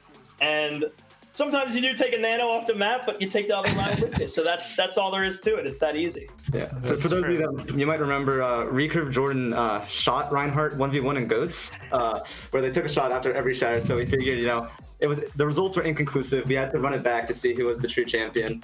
And today we came out on top. So honestly, shout out to both teams. Shout out to Waffle and Clients for getting that agreement beforehand and showing us some good, fun, old-fashioned Overwatch. That was definitely one of the most fun maps I've seen in BPL. That was just, it was just crazy fun to watch. Well, if there's one, the Clients may be up and down in the power rankings. We may be rated low, rated high, but we always put on a show. That's for sure. No matter what counts. We always put on a show. We are simply a team of the people. True. So sometimes a team to be hated by the people, but you know, definitely talked about. The people.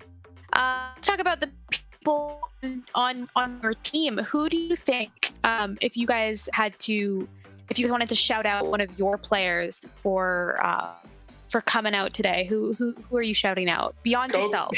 That's an easy one. Coco for allowing us to not just hard lose when I'm on Reinhardt.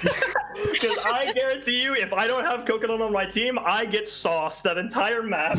So I will be the first to admit I got turbo boosted most of those points. I hit a couple shatters, but goddamn, Coconut's so good at the Overwatch video game. That guy's insane. Yeah. Let's give a shout out to Focus too. I know the Focus grab gets memed, but like on attack today, he had some absolutely insane grabs. Like I was watching them, and he hit like 4 or 5 people with all those grabs. That was incredible.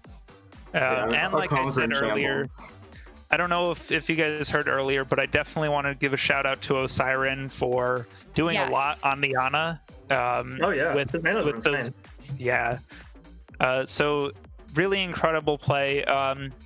So we have the midweek or the mid-season tournament coming up. Who are you guys most excited to play in the mid-season tournament if you get to play them? Research. I want to play Research. I want to be. I'd prefer to be the first to play Research. Honestly, I want that. Well, we're top 8. I'm not sure because I want to play them in the finals because I know we'll be there. But I also want to play them early to show teams that we mean business. So we'll see how it goes. The clients and Research are both kind of homies. We both root for each other. I like everyone on that team. They seem to root for us a lot. They're all good people. So, and I think that's honestly going to be the match of the century right there. So. And also, since I didn't get to say it before, shout out to Jordan, man. That guy is such an awesome person. Jordan's the entire reason that this whole like game was possible with the Ryan v Ryan and the set comps and everything. He's a great guy. Like, shout out to Jordan. He's a great player, great dude. Love him to death. Speaking of Jordan, we actually have the opportunity to talk to Jordan about what was going on in that map along with sleeping. So. Hello. What's good? What's poppin'? So how are you guys feeling? You know, how is fun? Honestly, pretty good. Like our Anubis was kind of sloppy. I'm not gonna lie. We kind of papeged a bit on our attack, but we feel like if we just clean some stuff up, we'll do a lot better. We're definitely really close to being the team that we want to be, and we're only a couple of steps away. It's going to take a good bit of grinding, but we're definitely capable of it, and that's what I think everyone should expect of us. You know, I'm just happy I got the initial pin off. Dude, it suction cupped me. Dude, I hit that nade, inside the I hit that nade, and then you just fucking ended. You just TOS. Yeah, TOS. No, Chris. This is a family. Oh wait, this is a family show. This is a family show. Anyway, I got. To be fair, I will give the excuse. I got suction cupped out of my spawn door on that one, so I'm a little bit mad about that. But what a better way to start it off than Recurve inting his brains out on Ryan, right? Yes. Wouldn't be a game without that. Someone can slap a white background, some black text with the best Ryan in BPL. Yeah, I am the best Ryan in BPL. Get 50 stars. Just credit me when you do it. That was a very fun duel. Watching Jordan and Recurve go at it, I must say that. It was a very fun game. I love playing you guys. Yes. Big GGs. You know, Waffle, we might be near the bottom of the power ratings, but we're entertainment, and that's what matters. That's true. BPL is an entertainment. Props to you guys for saying, you know what? Absolutely, we'll make that gentleman's agreement, and we'll play some good fun Reinhardt v Reinhardt.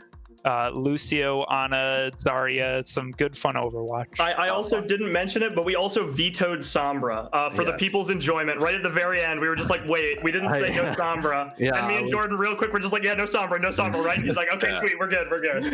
Awesome. Well, we love to see we love to see the good sportsmanship, the agreements. We love that you guys had fun in the map, because at the end of the day, that's what we want to do. We want to have fun. obviously we want to win, but we also want to make sure we're having fun. And stick around because we will continue to have fun. After the break, we have Punk's Passion versus Mind.Hive.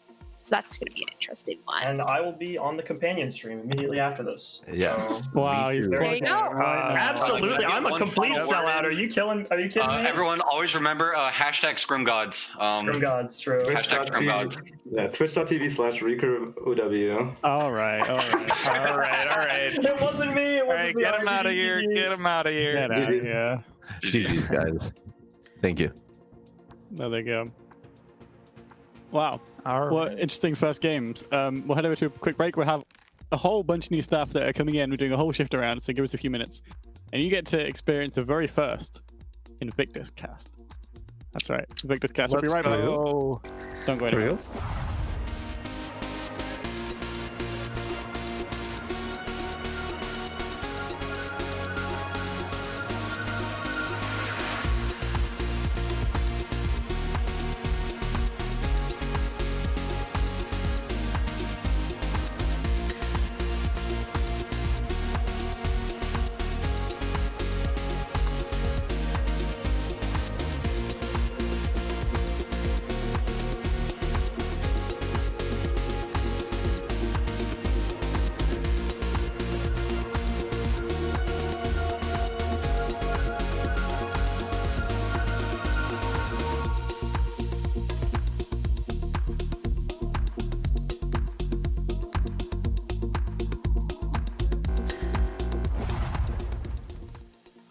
Thank you very much.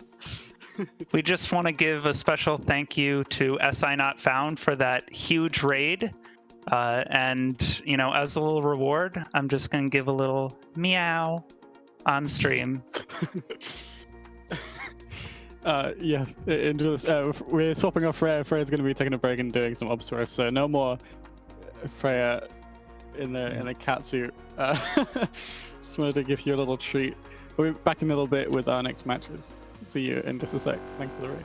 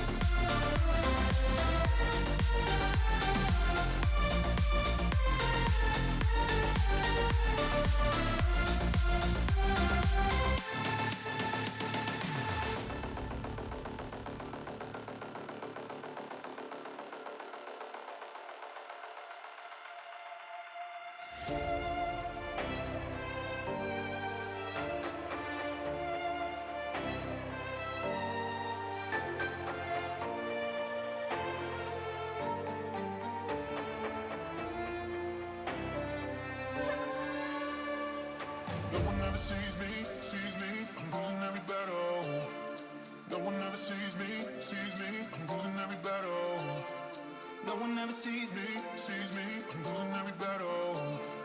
Can somebody save me? I'm losing every battle.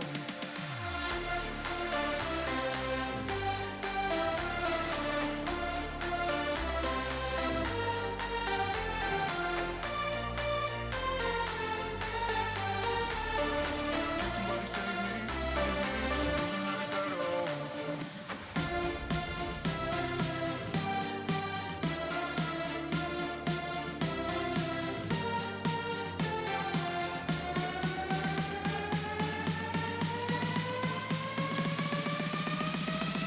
losing every battle.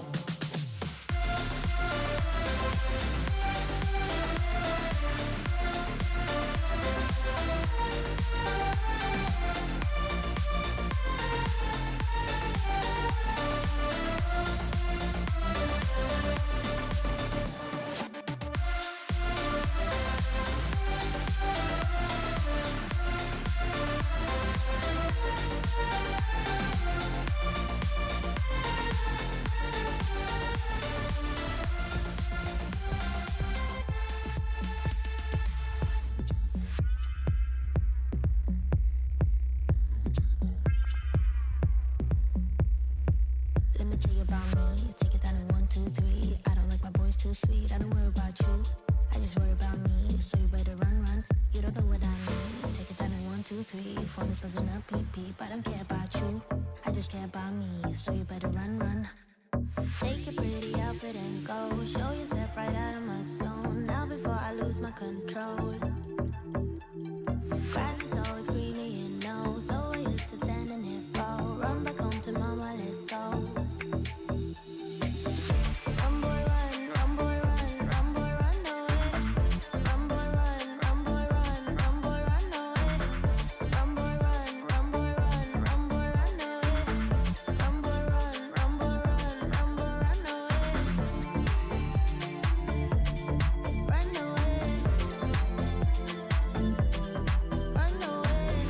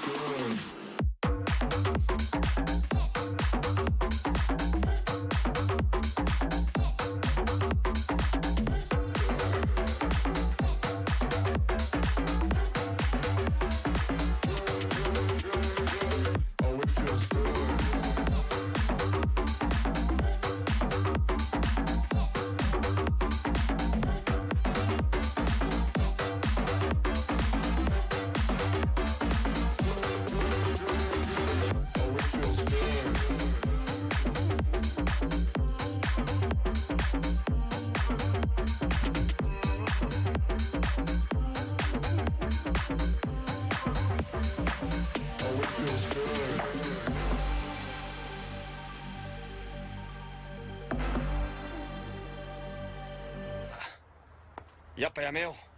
今ならまだ間に合う。好きだ好きだって言う割に表面的で真剣に向き合おうともしない。お前の音楽に対する態度と一緒だな。俺はやっぱりついていけない。同じ星の男でも探してくれ。これでいいんだ。あいつにはこれくらい言った方が俺様に対する態度も少しは改まるだろう。ちょっとは危機感持てっつうの。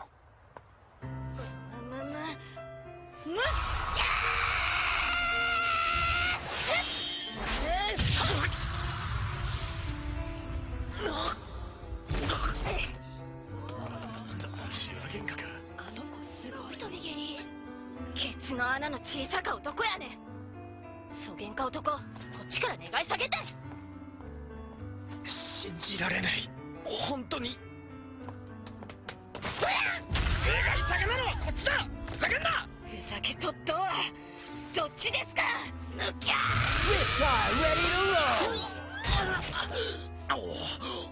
お前いい加減に。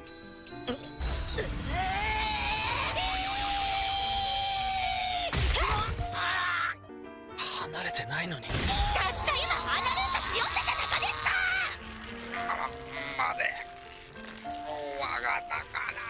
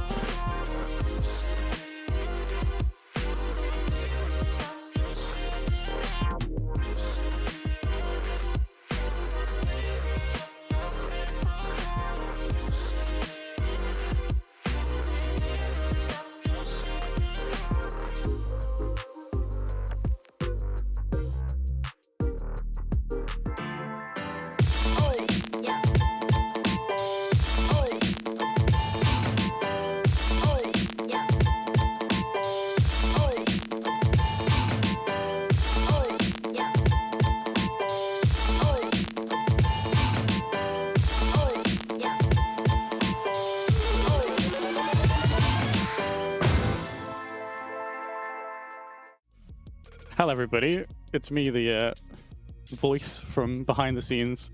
Welcome to the Bad Patch Mario League. Look at these beautiful men who are going to be taking you through these games today. Sorry for the delays, but we're actually on time now, sort of. So there you go. That's what you get for having quick games at the beginning.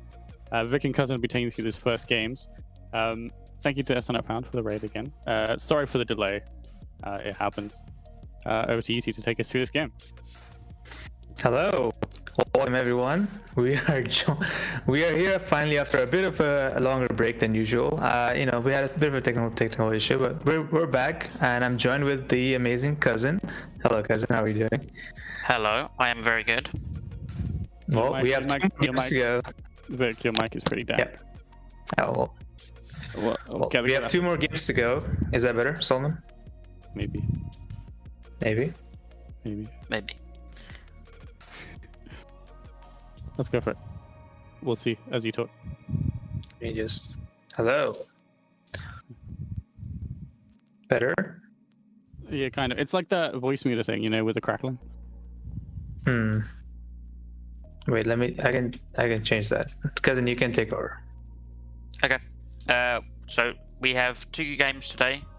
We have Pancake Compassion versus Mind.Hive, followed by Katboy versus Majesty. So today, first game up is Pancake Compassion versus Mind.Hive. Both of these teams are pretty mid-table. I think they're the 8th and 9th games. We're going to be seeing, Punk trying to make sure that they continue on their upswing from the disappointing first week, but they've been on the upswing since then. Mind.Hive are trying to secure themselves, places mid-table and try and improve as well. So like Cousin said, these are 8 and 9 teams. It's going to be supposedly a very close game, hopefully, and we'll find out how these teams have been improving since last week.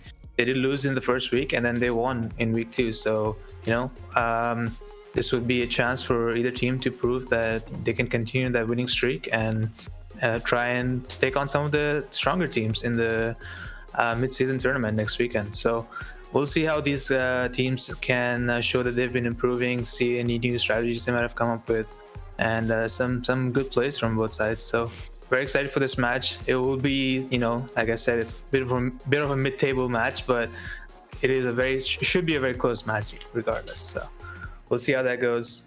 We're just about to get into the game, I believe. We'll be starting off with Anubis, I think. So should be fun. Nope. Yeah, well, I read the other one. Yeah. We're starting off with Volskaya. So another 2 CP. We've been seeing a lot of 2 CPs lately, as you know. So maybe some Yeah. we'll see what the teams come up with. And with that, we're into the game. I'm gonna switch my glasses so I can't see anything. Ah, there we go. You don't need sunglasses. Yeah.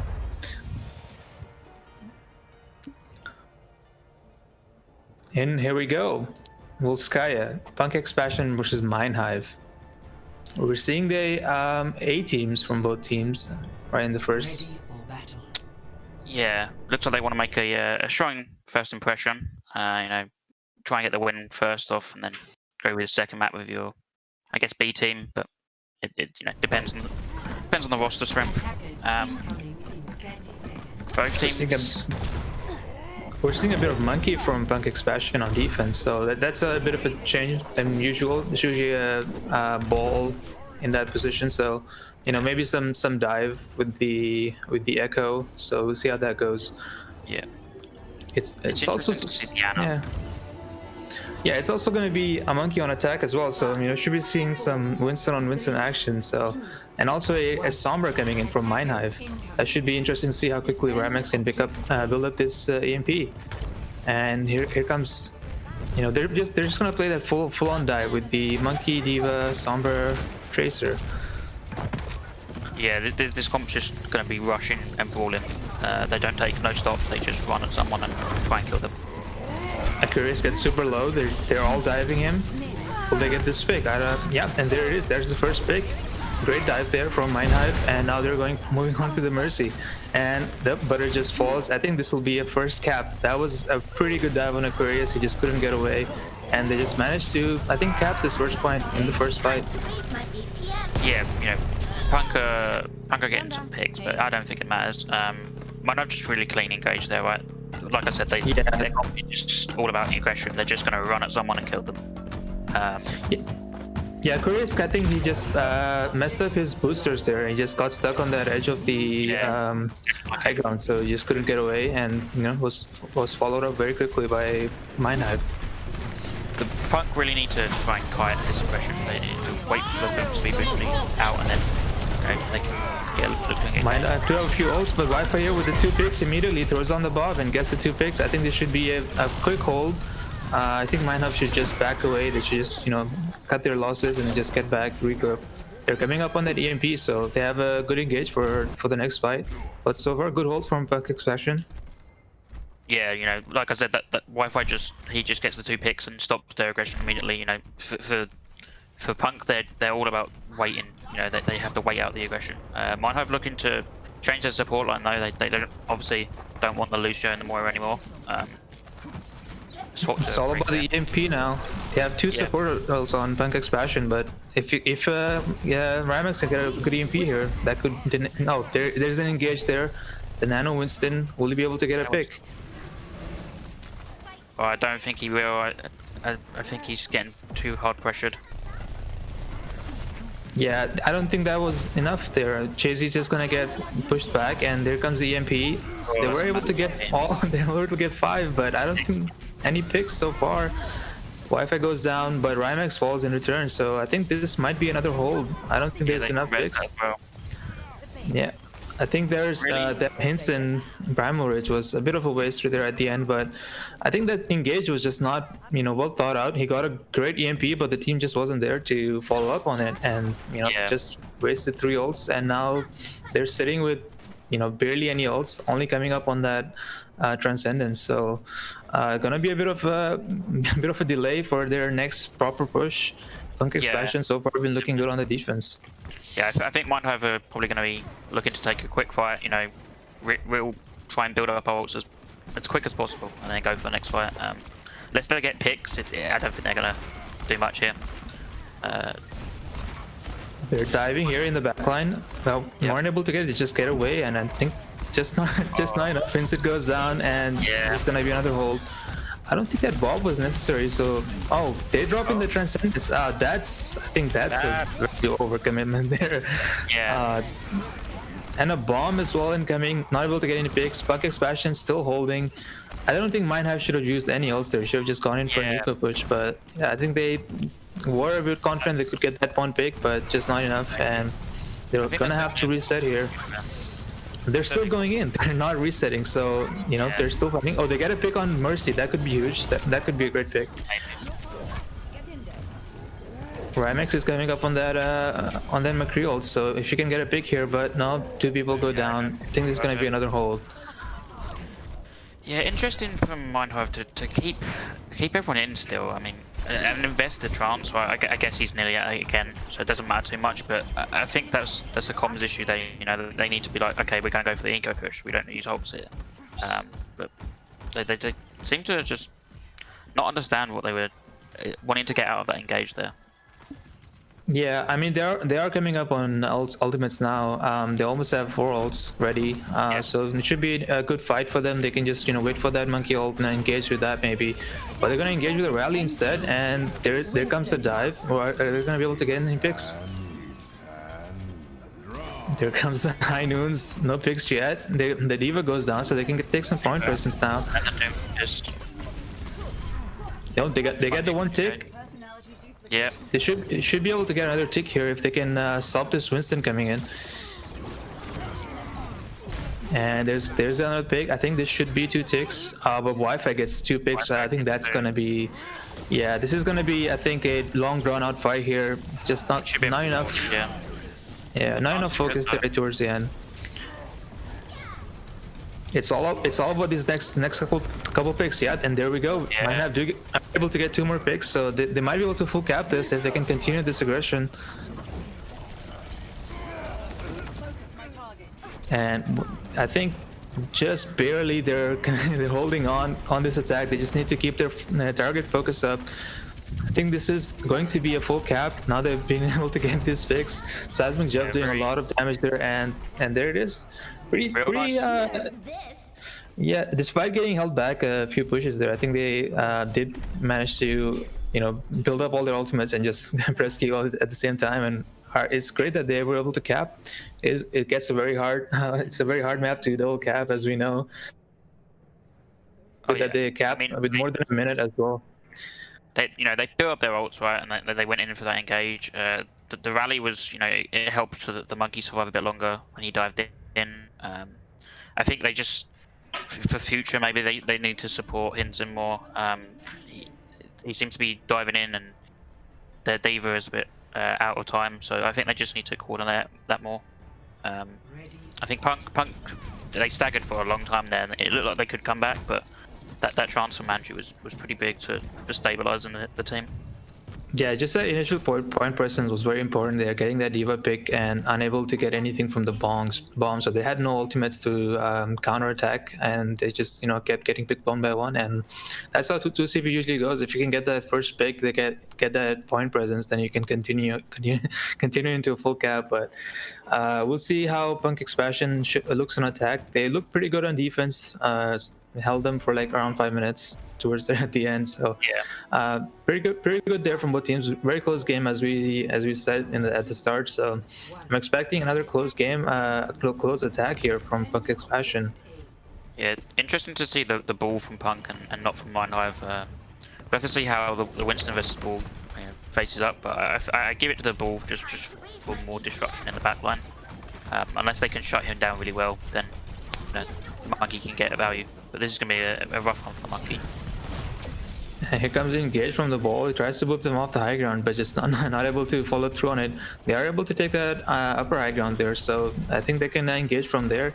Ball's getting low. He might get killed. He might get picked here. Yeah, he's just rolling around at the speed of sound.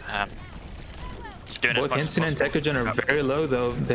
I think that's gonna be a first point if they both go down.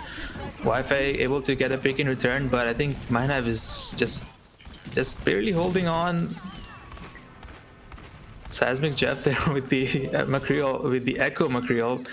I think that was just the push there towards the end, and Seismic Jeff was able to hold it in the end, get the last 2 picks, very important. Punk Expansion did get a couple early picks, but just weren't able to follow through and complete that point. So they are coming up on a few ultimates now. So let's see how that next fight goes. Yeah, it's interesting to see the Ana from Punk. I guess they don't want to run the Mercy or the Brig. So yeah, the Ana is interesting. I don't really know who you nano. Normally you'd see it if you had a Winston, but then it seems to be Nano in ball. And yeah, There's a Nano on the ball, but just not able to do anything. And Butters goes down despite the Transcendence. So I think there's gonna be another hold here. I think they should just back away up. They're continuing to push forward though, and they're hoping the mines on point. No point presence though. There's no try. Yeah, I think this is just gonna be another hold. I'm not sure why they continued that fight after that initial pick on the Ana. yeah, it was interesting to see the Ana. I don't really know why. Maybe they valued the Nano and stuff, but if you're gonna Nano a ball to engage, you might as well run the Winston, right, and get more value from a Winston jump. But it seems like they're still fighting here, which is interesting. They are able to get that pick on the break, so maybe next fight they can do something with it. But as it goes down late, so this is gonna be a big stagger, and they have to reset here. I don't think that's the play, but they're still going in. Chazy goes in with another pile driver. Just not enough though. He has to back up. It's gonna be a full reset. Yeah, they definitely need to reset. They keep going in for these little picks, but it doesn't help them. They need to get a clean engage. Yeah, you know, Jeff they did burn out the Echo at the end there, so maybe that could be beneficial in the next fight. But it's gonna be the last fight most likely. Yeah, might have no ults, but Punk don't really have any ults. They're coming up on 2 maybe, so they just need to get the picks here. Chazzy is probably just going to dive the point and just drop the mines there, so we'll see what he does with that. That's going to be the engage from Punk Expansion. Yep, there's some mines on point. Yep. They get another first pick on Jeff, so this is a very good pick, but Wi-Fi goes down and now it's even again. There comes the Transcendence. Are they able to capitalize off this? Tekujin picks off Miniki, and I think this is gonna be a hold. It looks close there towards the end, but just not enough focus there after the first engagement. So I think we just continue seeing that mistake from Punk Expansion. They get the first pick and they just. I don't know. The mines on point, you know, they could work, but you need to force them onto point, right? You need to get someone to take point, but they just mined points and they left it there. I think maybe better would have been to mine up where the Brick and Zen was, force them more high rounded to you. Absolutely, yeah. I think the engage there should be you engage on the support line first, and then you mine the point so they can't touch the point. So, you know, mistakes there from Punk Expansion, but at the end, Mind.Hive are able to hold, looking relatively strong there. I think definitely the favorites coming in and showing themselves to be the favorites. So we'll see if they can continue this performance. But first map goes to Mind.Hive. Yeah, like I said, I think the ball needed to push the supports off the high ground. You know, the Zen was just free firing from above. He just had no pressure on him. As we see Hinson here on the monkey, just doing monkey things, pushing people off the map. You know, jumping around. Yep, and that was the initial pick that you know, caused them to lose the second point. So very good showing there from Mind.Hive, looking very strong both on attack and defense. So definitely looking improved from last week, and I think they can continue this form into mid-season. Now that we're in break, I can put my shades on. You got your cool shades back. There we go. So now we can talk to chat after the first map. I think we know both teams are very close, and I do think Mind.Hive is the current favorites, but I hope the next map is a bit closer. Maybe Punk Expansion can come up with some new strategies to counter what Mind.Hive is doing. But honestly, like, Mind.Hive are not really doing anything, you know, too crazy. They're just playing dive, and that's a very classic old school Overwatch style. So you just need to figure out how to. I mean, we know how to counter that. Teams have figured it out for. See, they're playing Ball Diva, right? So Punk is playing Ball Diva, and Mind.Hive is playing Monkey Diva. And you'd think maybe, you know, the Monkey Diva is, you know, the monkey's diving, right? He should be getting discorded, bashed. If they're running in Kree, you know, stunned and just melted. But Mind.Hive are appealing quite good for the monkey. They're not taking the engages, you know, where the monkey's going to burn and die really quickly, and it's good to see from Mind.Hive to really support and help Hinson out. Yeah, I think the Bucking Sebastian's dive is just not as coordinated as Mind.Hive is, especially Jay-Z. I think he just goes in a bit too early. His team is not there to follow up, and especially that last engage there, I think he just engaged alone while his team was trying to focus the other tanks. So I think that's the mistake they need to work on a little bit. Maybe get some more scrims in there, get some team synergy build up. But they definitely have the pieces to perform better than they have been, and they have been looking better than they did in week 1. So I hope they can continue this this increase in performance. As I always say, I want all teams to be relatively close to each other in skill level and performance. So it's always good to see.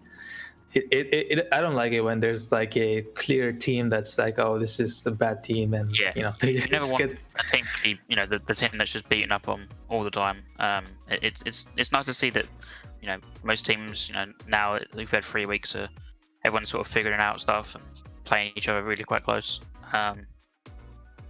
Definitely. It's nice to see.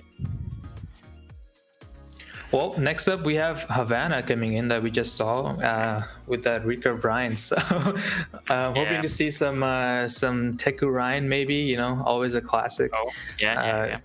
That's there's gonna be some storylines here. Rain and Teku, on their on both on tanks. So maybe they'll go Ryan with Ryan, even though Chase is technically their main tank. But you never know. We'll see. You let him play Rain. If Rain says, I want to MTG Teku, I'm sure you let him. Definitely. Who did they swap out? I don't see. I think Andrew. Andrew's still in. It looks like Blame has come in, and I think just Blame has come in. Yep. And then Minikuri and Azzy has left for Punk Expression. Yeah. So a couple subs there from either team, and we're getting into Havana. Should be a pretty interesting match. I hope I see some Ryan. It's very common on the first point, but after that it gets a little less used. But we'll see what they pick here. Mind.Hive, 1-0 up, looking to continue this streak that they have been. And as we, I think we mentioned at the start that these teams are 8 and 9. So after we finish this map, we'll see how their picks look like for mid-season tournaments. So it'll be very interesting. Yeah, both teams are playing for picks, right? It may be the last pick, but you get to pick who you want to play. Which is so the 8th seed will get to pick their opponent, but the 9th seed won't. So the winner of this game, this match will determine the last pick of our mid-season tournament, which would be very important. Like getting that pick, regardless of even if it's the last pick, it's still. Yeah, I mean, I think the last pick is Solomon is right. Solomon is like, I just realized that it wouldn't really technically be a pick because it will be a last pick, so it doesn't really matter. It does stop other teams picking you. That I think that would be more important. Yeah, that's actually true. It does stop other teams from picking you as their opponent. They pick this team. It stops that happening. Anyway, we're going to this, and we're not seeing the Teku Ryan, man. I'm a bit disappointed, but we're in with the again with the same comp, the ball diva on one side and the Winston diva on the other side. So continuing with the same comp. Wi-Fi on the Widow though, so maybe they can get some initial picks here. So far, mine have just been pushing the cart uncontested. The classic Havana first point. Just push it 90% of the way. No one stops you. It's interesting to see punks on the Widow. I'm guessing they're trying to force the Widow. Is someone gonna contest the card? I'm very confused at what's happening. No one's died. Well, here we go. That's the first pick. Finally, they have a reason to not contest. They just need to engage, right? They don't have Yeah, it's very surprising because Punk Expansion is supposedly like the stronger dive with the ball, but they're just not doing anything, and they're winning this first fight. I think this is going to be the first point cap.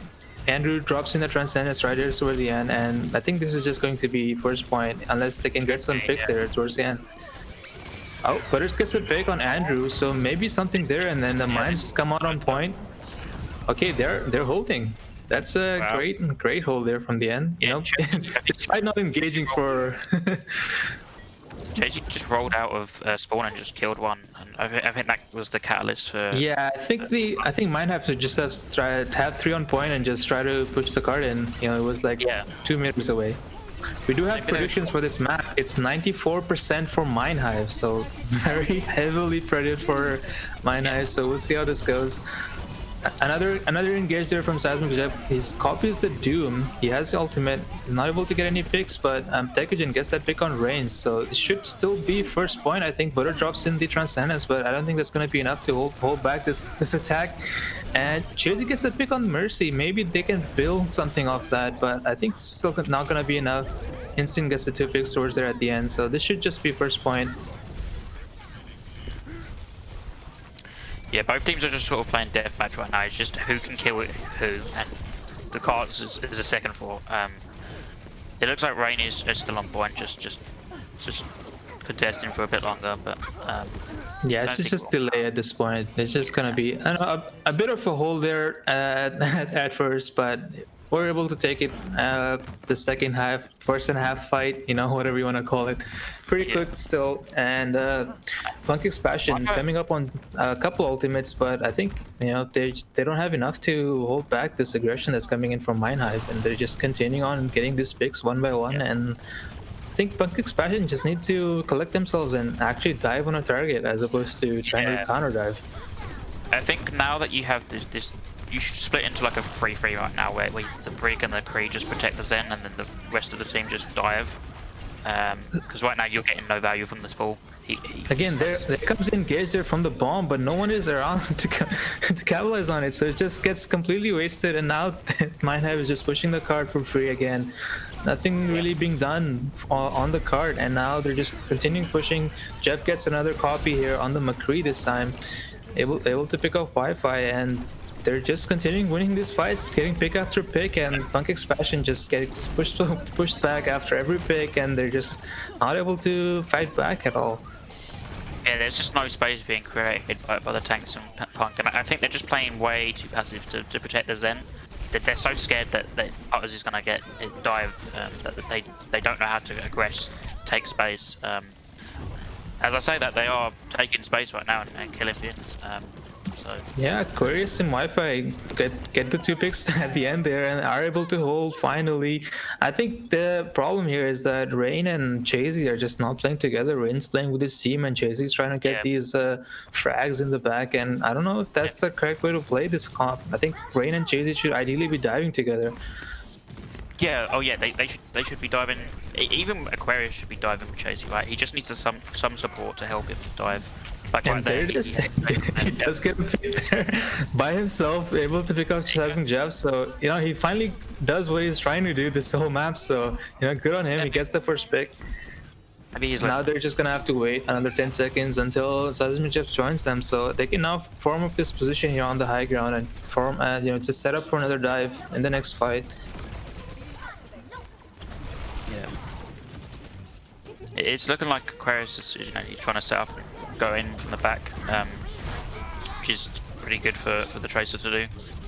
Butter just immediately picks up hints in there, so that's gonna be a great first pick. I'm not sure why the Transcendence was triggered there. I think he just got scared that Rhynox was gonna post-spawn him, but I think that first pick still should be enough for. As I say that, here comes the Transcend from the other side, and they just clear away the mines. So far, it's even. It's 5v5. And there's the pick on Tekogen, so now Punk's Passion definitely the favorites to win this fight, and just not enough there from Mind.Hive. They should be able to reset here and continue on with the last fight. It's gonna be very close. They have 30 seconds left, but you know, they have a few ultimates, so it should still be winnable for Mind.Hive. If they can get a touch, it's gonna be very close. I mean, Mind.Hive lost that fight, but they still got cart push. Like they got a little bit more cart push. Punk just don't have they didn't have anyone to contest, I guess.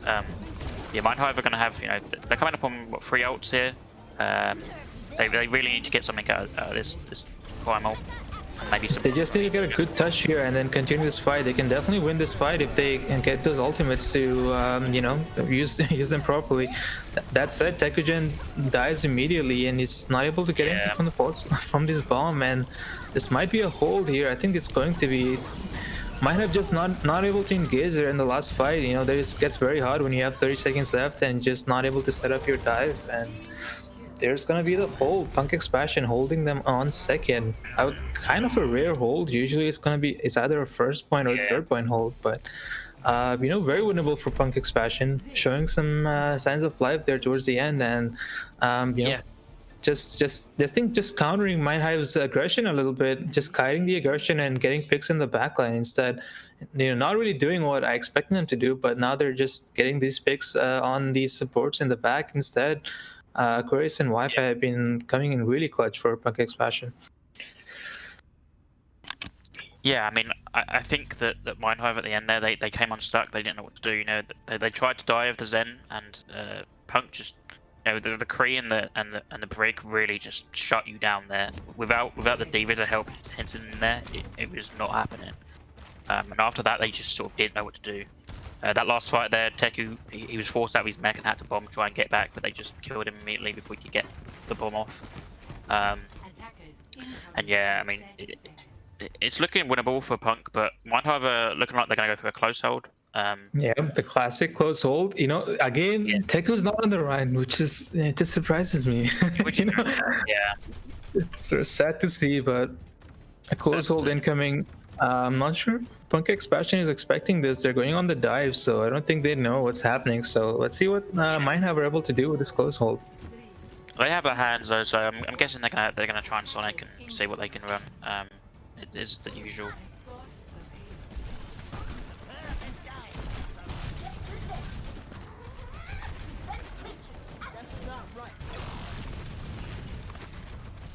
Yep, they just go back into spawn. I think they're gonna swap to a counter comp here. They are on the Pharah and Junkrat, so yeah, they're gonna swap to a counter comp, try to get out the spawn without, you know, getting too much damage. But you know, technically a success there for Mind.Hive. They're able to burn up 30 seconds without getting any picks. So they do have a McCree for the Pharah, so this could still be a successful close hold if they can get a pick on the Pharah before it does too much damage. Chasey comes in for the dive and just gets, you know, flashed away, pushed away. Two picks coming in, the instant fire strike and the pick on range. So, you know, very good start here for Mind.Hive. Yeah, they you know, they're looking to just continue holding, right? They want to just stay here as long as possible. And Punk just need one pick, right? They just need one pick on someone, maybe the bat or something, just to really, you know, force the way off of the close hold. But they're just not finding it here. They really need something to happen. Yeah, I'm not sure what Chasey is gonna just get frozen completely. There's the male incoming on point. It's not able to catch anyone, but still technically winning. Firefly is able to get a pick on Seismic Jabs. That's a great pick on that Mei. Is just gonna push away the Mind.Hives. I think this is finally gonna. There's the barrage, but I don't think it's gonna be enough. Primax gets a pick on Butters there towards the end. They're still doing it. Yeah, this is interesting. Punk got the picks, but they haven't cleaned up, right? And this has allowed Mind.Hive to just continue to hold and get picks and then back up. Andrew got picked first there, but it really didn't matter. They still got value. I mean, if they could have got more value at that male, they probably could have turned it. Yeah, definitely. Rush. Definitely a much, you know, not as clean as of a fight they were expecting. So they're just able to continue holding this. Here comes the bomb, not able to get any picks, but it does force out the transcendence from Butters. Yeah. Comes the tire. Just gets that pick on Tekugen. Shadow on Rain, but the Hinson goes down, so it's still a back and forth fight. But I think Punk Expansion are able to take this, but very costly for them. They have to force out 5 ultimates, I believe. So yeah, pretty costly fight. You know, that was definitely worth for Mind.Hive to force out these ultimates. It's still gonna be a point loss. They are able to burn off 3 minutes, so that's pretty good for first point. Yeah. Wait a minute, are they gonna bring this back? They're gonna bring it back. pick. Just Seismic Jeff just popping off, getting pick after pick, and Tekugen finishing off on the ball. Why wasn't Tekugen on the ball the whole time? He builds a 42% ultimate in like 5 seconds, so it's kind of inspirational there from Tekugen, and they are able to hold it. And this is gonna be a first point hold, I think. You know, they're coming up on 3 ultimates, so a little bit scary there for Punk Expansion. They still have the bomb if they're able to get any pick there from the start. Let's see. Here comes the bomb. Oh, that's a great boop there, and gets 2 picks immediately. That's amazing.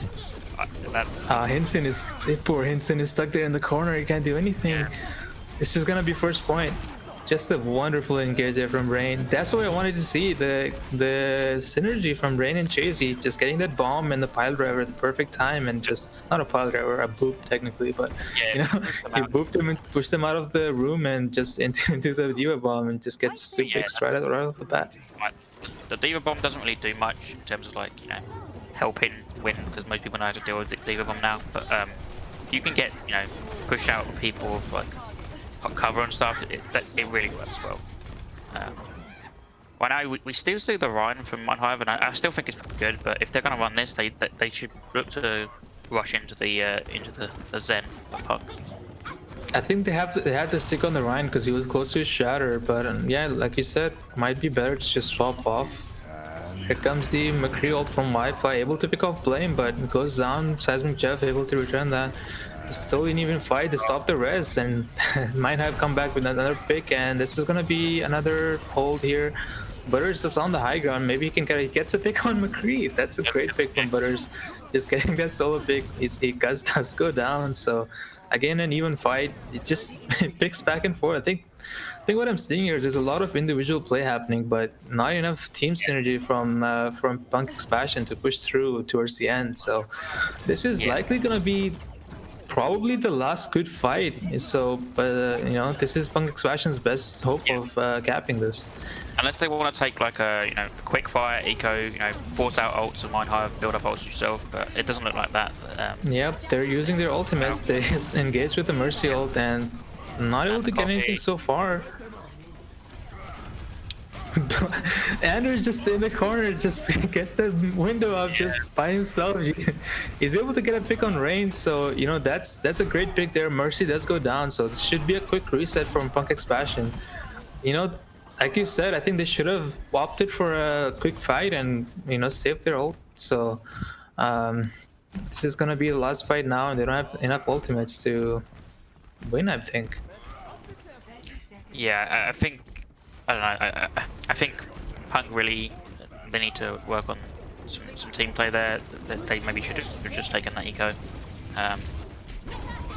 Amazing bomb there. Picks off Wi-Fi. Is gonna force out the res, but it's still a great first pick. There comes the beat from Blame. Another bomb, another pick on McCree. I think it's gonna be just enough there towards the end for Punk Expansion to take this. A great engage from Rain with the bomb again, and just great follow-up from Punk Expansion, just getting picks. And I think this is gonna be enough. As I was saying at the start of the match, Rain and Chasey needed to up their synergy, and they definitely have seen like they've done it. So great second map from PXP. So it's good to see. Yeah, it's good to see. It was interesting to see that both their fights they won with 4% map prediction, by the way. So a lot of money going off to some lucky people. Very good, very good. Honestly, it was an extremely close map down to that last fight. So, great to see, as they say. So, cousin, it's 1-1. Who do you think is going to take the last map? Well, it's I don't know. It's Lijiang, right? So both teams could run the rush on control center. Could also get away with it on night market. Gardens, you probably need to run ball. Maybe the Winston. It's going to be close. I'd give it over to Punk, I think. I feel like they have something up their sleeve just to win it out, you know. Yeah, I think I think it should be very close. Like, I do think Mind.Hive are gonna take it, but I think it's gonna be a third round game as always. I hope we see some more Tech Ryan, but maybe I'm just holding out hope for something that's not gonna happen. Maybe we see it. Maybe. Maybe. Well, we're getting into Lijiang, and yeah, should be pretty close. I need to take off this glasses. This map is way too dark. Yeah, I mean, it's control center first, which it's quite favored for Rush, so we'll probably see maybe some sim junk. Ready for battle. My stream has died. Salman? Yeah, so has mine. Salman? Okay, it's back. Saved. Alright, we're classing on Control Center, the Ryan Diva, Junkrat. Very classic. Surprising, Rymex is on the Symmetra, but Aquarius isn't, so likely it's going to be, a difference of who gets engaged first, but we've seen teams with the Symmetra lose the first fight, so we'll see how this goes. Mind.Hive should be able to take point presence first, and here they go. They do the Sim Teleporter, pretty good TP, are able to take point first. Now it's just a matter of who gets the first pick, and as I say that, Airtrack is the first one to go down, so the team with the Sim actually losing out on that first pick, and somehow Punk Expansion have rotated to the point, so as I said, it's not always who gets there first, it's just who sets up on point first, and that's just gonna be the the first point capture there for Punk Expansion. I think that's just unlucky there. I think Airtrack just got caught up on the wall there by a random grenade, so it happens. I think the problem there is that if you don't get set up with a sim in that white room, and if the team doesn't push into you, you don't really get much value out of the sim. You have to push into Absolutely, yeah. The Junkrat and the Grey, you don't want to push into that. The situation is reversed now. Now Mind.Hive is on the point and Rainer's pushing into them, so there should be advantages for Mind.Hive. And yep, there's the here comes a tire though from Wi-Fi, and is he able to get any picks? And not enough, but it does some damage, so I think this is still gonna be Punk Expansion holding. Yeah, that tire was more of a distraction. It didn't kill anything, it just distracted everybody, which is quite nice. Rain got split off there, that's unlucky for him, but it doesn't really matter. They still have power, he comes back. And I think it matters in the way that Hinsen's now closer to Shadow, so maybe this next fight Hinsen can get that Shadow off first and build a momentum off that, so we'll see what Hinsen's able to do. They're still pushing into the white room. There comes the grab. Big grab. Oh, the Shatter gets absolutely nothing, and this is gonna be another fight for Punk Expansion. This is how this map goes. Once you set up on point first and you have the Junker on your side, it just gets extremely hard for the other team to push in. Unless you make like a massive mistake or something, it's usually just 99-0 after that first fight. Yeah, I mean the Junkrat really making a difference there. You burn that lamp so quickly with a Junkrat. And Mind.Hive swapping over to the Junkrat now to try and match as well. Interesting window. They're a bit too far from his team, but they're still able to get a pick here, and the bomb there towards the end. They are able to set up on point, and now they're pushing past the window. Hinsen's pushing in. Oh, they're able to cap the point. That's honestly, I'm very surprised that worked, because there didn't seem like there were any picks, but Punk Expansion just got pushed away slowly, and just too much damage coming there towards the end, I think, on Punk Expansion. They just backed away and gave up the point. Yeah, that window from Andrew really helped. It just forced Punk right into that white room, and they can't touch from there. The amount of damage that being shot through the window, it's too much for them to deal with. They do have their own. Yeah. Comes a Macri. Oh my, what an ultimate from Seismic Jet. I was watching Seismic Jet just stand there. I'm like, okay, he's gonna ult, right? And he just immediately gets 4 pick. And that's just the power of Junkrat, just no matter what you do, if you don't kill that tire, it's over. So that's going into the highlights. The classic Jeff tire. I said the classic Chef Tire, but I've never seen Southern Jeff play Junkrat before. Oh, Noir just runs into a mine. As I said, that's what happened to Hitchrick at the start. So now it's yeah. Did Rain get trapped in the corner? Yeah. Unlucky. Junkrat. Look at that setup on the door, by the way. The 2 mines and 2 Symmetra turrets. Oh, that's brutal. It's not fun. As soon as you walk in, Aquarius. He almost went down. Yeah. They're gonna go in the left room, try to avoid the spam coming in from Junkrat, so they're able to take position here. It's gonna be last fight. It's up to 83% from Mind.Hive. Interesting window again, double window. There comes a grab, but Immortality Field just great and good block there from Hinson. It's just back and forth fight. Here comes the tire from Wi-Fi. He's able to get 2 picks, but I think it's still pretty even. But I think Punk Expansion has more damage here towards the end with that Zarya. Here comes the tire from Big Jeff. He's able to get. Oh, it's just such a back and forth fight. But I think Mind.Hive is just able to kind of clutch it towards the end. Unless Rain can just. Yeah, that was a crazy fight. I can't believe Mind.Hive was able to crush that. It was all on Jeff towards here at the end, just getting that pick on Rain, just barely getting past, and that's gonna be first point for Mind.Hive. Yeah, Mind.Hive. It was interesting to see that they backed off from holding the choke at the doors. They just let them go for white, but it seemed to work out. Punk just gone on a long flank. You know, they got the grab, but they didn't have anything to follow up with it. They didn't have the Junkrat tire at that point. So maybe they could have tried to, you know, prolong the fight, try and get the Junkrat tire and then grab, and that would have been, like, you know, their win condition for that fight. But very unlucky that, you know, Jeff just decides to do it himself and kill the Zarya. Well, here we go. A double sim TP. It's basically whoever wins first fight will take this map. I think it's like 90%. Oh, Wi-Fi, what a nade! Oh, that's just amazing. I think Wi-Fi just had that in his mind that he was not gonna drop onto point and instead just nade the other TP, and worked out perfectly. Yeah. He's 86% ultimate.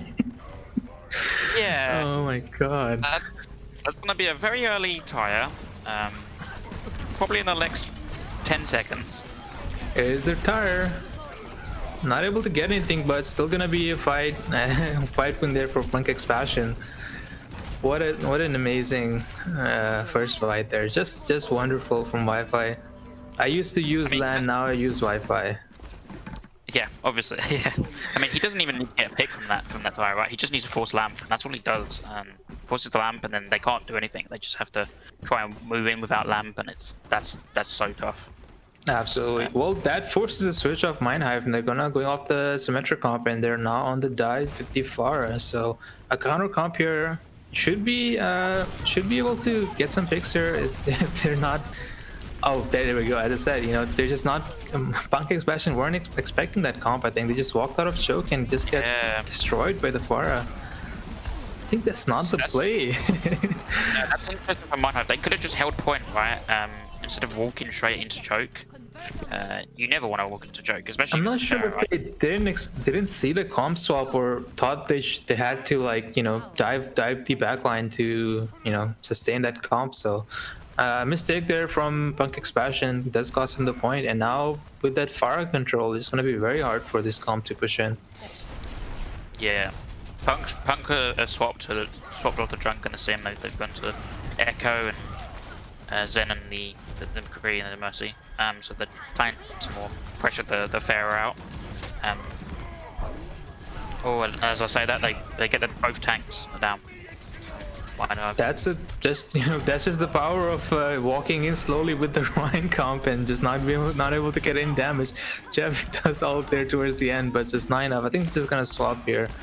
Yeah, I think this is a very back and forth fight because both teams are just trying to counter comp each other. So that's really how that goes. You win the counter comp fight and then use the counter comp fight.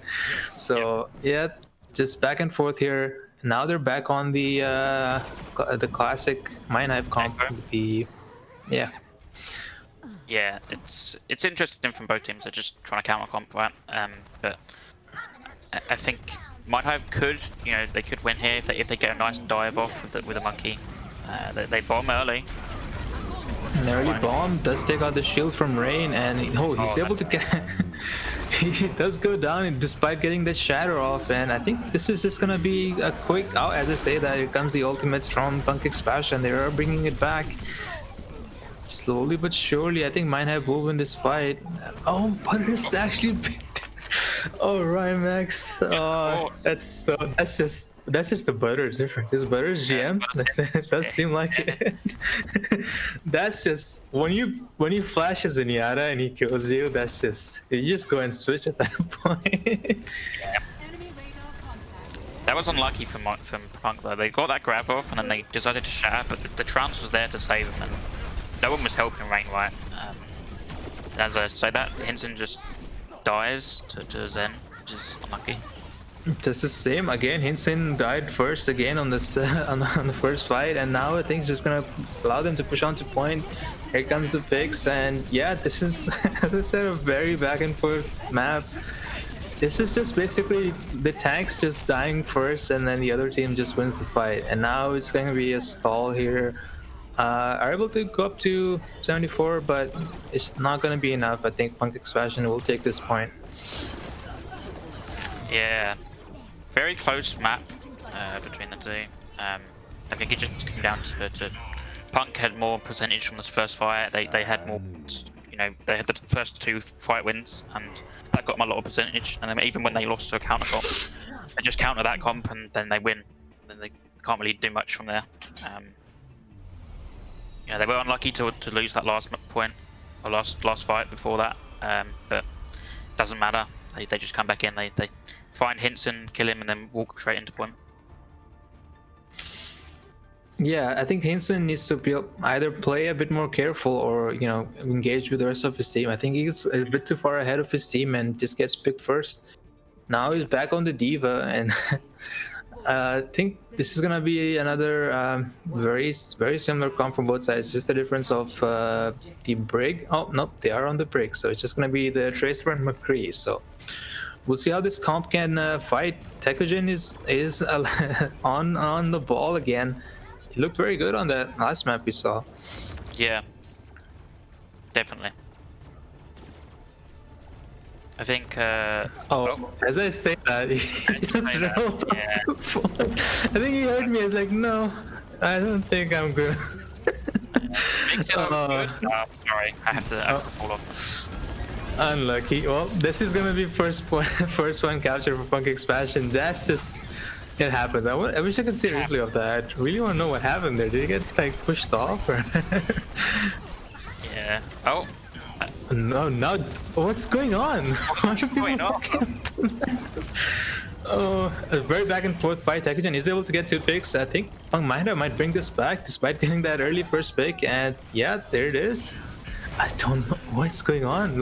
Why are people walking off the map? It's just is it? Are there banana peels around the point or something? You're just falling off the point. America got the lucky box. Yeah, it seems like both fights there they were won because 2 people fell off the map. It's quite interesting. And it's like a ball and a Brig who both have ways to stop them from falling off. Yeah. So very interesting. But here we go. They're now pretty much even on point percentage. So whoever wins this fight will take the and here comes the Wi-Fi McCree ult. But another boop there from Tekogen. Butters off the point. Yeah. And great minds there from Seismic Jeff on the copy, and this is going to be a fight win for Mind.Hive. I think that's just not the play. If you engage with McCree, just give them one target to focus, and that just usually doesn't work out. You should engage with something else and then McCree ult, so you can follow up on that damage. Especially walking through Wyatt, where the ball is he's obviously going to be looking to boop you off, and if the McCree's high in, you have nothing to stop. You have the Brig to stop the ball, right? It's very hard to do that. Basically, this entire map is basically won by who walks off the point or gets moved off the point first. Every fight, someone's walked off the point. So who's it going to be this time? Oh, this time Chasey just runs into all 6 of Mind.Hive and does fall. they do drop the mines, but they have the transcendence. And yeah, that's gonna be another 5 win for Mind.Hive. They're coming up on 80%, so this is getting very close to being a 99 situation. So you know, Pancake Splashing need to group up and collect themselves. They've been getting picked off first too quickly. Yeah, Aquarius. I have to say that. Come on! Why is one player just out of the team and just gets picked? And now this is gonna be a last fight, and they're down a player. So I don't think they're gonna be able to attack this with 6v6. Majesty does go down, so now it's 5v5. But there's a bomb going down in the wire room. Chazy's trying his best here. Yeah, interesting. Wow, yeah, interesting that the Punk that they managed to win that fight with basically nothing. They had no ults. They just ran on, get picks, and win the fight there. Mind.Hive do have ults to come back in. You know, they're the pulse bomb. They're coming up on Echo Copy, but that's about it. Punk can maybe try and get the chance up, get their Mines, Bomb, Echo Copy. You know, they have a lot to sustain themselves on the point for a while. Yeah, I think Mind.Hive should just do a dry fight here, just, you know, burn some ultimates and just go in for next. They have a couple fights still, so they don't need to be too aggressive. Jeff goes down, so they should definitely just reset here. There's gonna be 2 ultimates used so far from Pumpkin Passion, so not enough ultimates that they wish they would have taken away from Pumpkin Passion, but this next fight is going to be very decisive. I think it's either going to be, you know, a last fight, or Mind.Hive will do another eco and go in for a 99 fight. I think this will be last fight by the time that Mind.Hive are engaging. They seem to be taking their time. As you said, most fights are decided by who falls off the map, so maybe we get another environment to kill map. It is possible. Well, here comes the mines, and not able to get anything. The bomb does pick off Vincent. And Noir goes down, so now it's again 5v5 on point. Jeff gets another pick on Aquarius, so I think Mind.Hive might be able to take this towards the end. As I say that, there's 2 more picks coming in from Punk Expansion, extremely back and forth, but I think Mind.Hive does have the edge in this fight with the rally just about to come up. As long as Ryder can stay alive, he's able to, and now he can push up the rally, and there it is. Very you know, close fight there, but Mind.Hive is able to take it, and Jeff just popped off, just got 4 picks in that last fight, and I think that's just gonna be it. That's gonna be map. Yeah. Aquarius decided to copy a brick there instead of copying a tank, which really doesn't help there, right? If you're the last one on the point, you need to copy a tank, and especially Ball or Diva or something, just to sustain stall for a bit. This is gonna be just all coming in from Punk Expansion, but not enough, I think, to do an ult. As I say that, Andrew does go down, so maybe they can do something off this. The mines are on point, so if someone else touches the mines, air track goes down. Now they have no support, so very winnable for Punk Expansion. I think get another pick here. Yeah. Seismic Jeff not able to get anything from the copy, so extremely back and forth fight. Hinson gets another pick, Rymex gets another pick, and now it's just a matter of who can sustain. And despite having no healers, Mind.Hive is able to continue getting picks. Jeff is just popping off. Butters gets another pick, but I think finally Mind.Hive are able to take this, and that should be map and game. Mind.Hive does take it towards at the end. What a match, honestly. Like I said, very closely matched teams, back and forth, one map going on either way, and then the last map basically a toss-up. Like if one pick went the other way. Here's the Jeff tire, the classic. Oh, so good. You love to see it. Yeah, I think the last fight there, I think before it got to 99 chaos, Aquarius just he had ult, and I don't know why he didn't use his echo ult to just just to keep himself alive. He just seemed to die with his ult, which was really interesting to see. Maybe we can ask him, if there was a problem or whatever. But I think Mind.Hive, they showed how they could clutch out a fight there, and they just won it. Yep, that's just the power of Jeff. I think Jeff just came in so clutch, especially in the last fight. Just got, I think, 7 or 8 picks towards the end. That's the power of Echo. You know, when no one counters you, you can just do so much damage, especially with that focusing beam. Just that last few percentage of health that you can burst down so quickly, and that was, I think, what won them that map. Very close game, but Mind.Hive does take it, and now they're the 8th seed. So that means they won't be picked by any of the top 8. So they'll be forced to pick the last person, but they technically have a choice. So, you know, we'll see how that goes. We have a few interviews coming up. We have Blame and Rain coming in. Blame from Mind, Rain from PXP. Hello. How are you guys doing? Pretty high on adrenaline. I can tell that map was extremely close. I think one of the closest last maps we've ever seen. Very close game in general. You know, one map going either way. I think both of you should be proud of what you did in that game. Very close game from both of you. I want to start off with Rain. Rain, how did you feel right after that last point? You know, just barely not able to get that last percentage. How does that feel? Yeah, I mean, you can always think like, oh, there's something I could have done, but really, we both played out of our minds. I think both teams. There was no other way it could have ended. Right, 1-1, 1-1 on Lijiang. There was no other way this match was going to end. And yeah, that's. I mean, one team has to win towards the end, but absolutely, you know, none of your teammates should feel like they didn't play the best they could. It was, you know, as close as it gets. At the end of the day, it is Overwatch. You know, there is a bit of RNG, and there was just, you know, obviously you can always improve on what you did, but I think you should not be disappointed by your performance. You guys both played extremely close, and that was, you know, a wonderful game to watch and a lot of fun for, I think, all the viewers and hopefully for all your teammates as well. I just want to say that I'm so proud of my team after the abysmal, frankly, first week we've had. The improvements that we've all made to our play it's just been incredible to watch and be a part of. And, you know, if there was a team that we were going to lose to this close, I'm glad it was Mind.Hive. That's wonderful to hear. You know, that positivity, that positive mental energy. Just lovely to hear. You know, that's what you guys should, you know, look forward to in the mid-season tournament coming up next weekend. So I want to ask you, now that you're 9th seed, so what do you have to say to the teams potentially who would pick you as their opponent? Well, we've improved week 1 to week 2. I think we still improved week 2 to week 3. You know, we're going to improve this week to next week, so watch your backs, top seed teams. We're coming for you.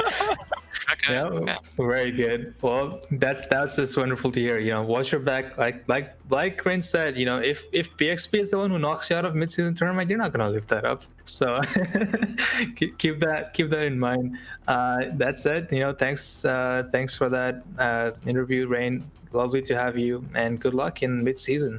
Of course, thank you for having me. And now I'm moving on to you, Blame. Blame, again, yes. Like I said, an extremely close game. Just that last little bit, you know, towards Mind.Hive, we're able to clutch it towards the end. Who do you think was the clutch factor in that last map? Honestly, I think the whole team was clutch factor. Together, like, usually during last fights, our comms are always messed up, and there's not really good target calling, but together we focused our targets and we won in the end. We did really good. So it was honestly just a full team effort. That's always good to hear. So it's like you know that it's a team effort and that's not just, you know, individual play. And that said, there was a lot of individual play from both teams, I'd say. Especially, I think, you know, Seismic Jeff right at the end, they're just doing so much for Mind.Hive. You know, what is that something you guys rely on a lot, getting Seismic Jeff to get those picks, or is that just something he does? Honestly, it's just a thing that Jeff does. Like the Farah call on our night market, he called that himself, and it got us the point. So, now what's the power of Jeff? I have one question. You know, in that last point, we saw, I think, 3 people walk off the map. So what happened there? honestly, I think it was just a tactical reset because we got somebody got picked, and then I think our diva got demeched, and so we're just like, all right, reset. We have one more fight left, and so we just jumped off the map. I'm pretty sure Teku in the first fight was not a tactical reset. So, as someone who was in comms, what did Teku say as soon as he dropped off the map? I think he said, "Oops, I'm sorry." Very good. Yeah. Well, again, Blame, thanks for joining us, and also good luck in the mid-season tournament. You guys will technically have a pick, even though it will be a pick made for you. Fourth so pick. It's fourth pick. Yeah. a first pick, but you're still top half of the league, so you can hold that to pride. You guys are. I just want to butt in here because this narrative that they're 8th is actually not true. They were 8th and 9th last week, which means that they it's like the mid-season match of last week, but because of the map win rate, Mind.Hive is actually 3rd right now. Because wait a minute. Wait a minute. Yeah, I can show you this. Hold on. Because we still have that game to play, which is 8th and 9th seed right now. So Katboy versus Majesty, and that's hold on. Wait a minute. Because of their map win rate of 63%, which is pretty high at 2-1, they are actually the highest performing 2-1 team right now, which puts Let's go. Well, we still have Majesty and Katboy crew. I would imagine, because they're both at 60% win rate, whoever wins the next match will probably be higher than 63%. I'm not sure on the exact numbers. So they might then take the third spot, but who knows? So Mind.Hive will either be 3rd or 4th, is what you're saying. That's what I think, yes. Well, that's great. So then I can ask you, if you get the choice to pick, who would you pick as your opponent, or as you personally? You don't want to reveal your strategies, but Me personally, I honestly would like. Personally, I would actually like to reface Punk, to be honest, because it was a really good match and I've seen improvement. And I think, honestly, it would be another good matchup if we played Punk again. All right, well, that's great to see, and hopefully it's another good match. So, good luck in the mid-season, and thanks for joining us, Blame. We're gonna throw a quick break, and when we come back, it's gonna be our last game of today. It's gonna be Majesty versus Katboy crew.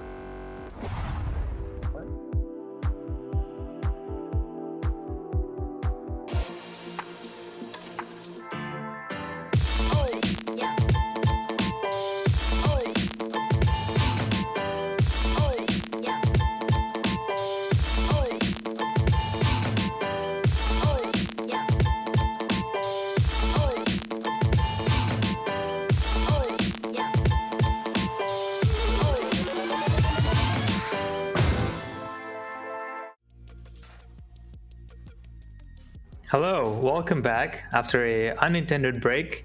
We're joined by Cousin again. Cousin, we're here for our final match. A bit of a technical difficulty, but we're back now. We're gonna get back into it as fast as possible. Quickly, Cousin, who do you think will win this map? Cowboys. Meow. All right, very good. Well, Cousin has his Katboy gear on, as you can see. Cousin is an ordinary Katboy, so maybe a little bit biased. Just a little bit. No bias. No bias at all, huh? Well, I will also say Katboy crew, and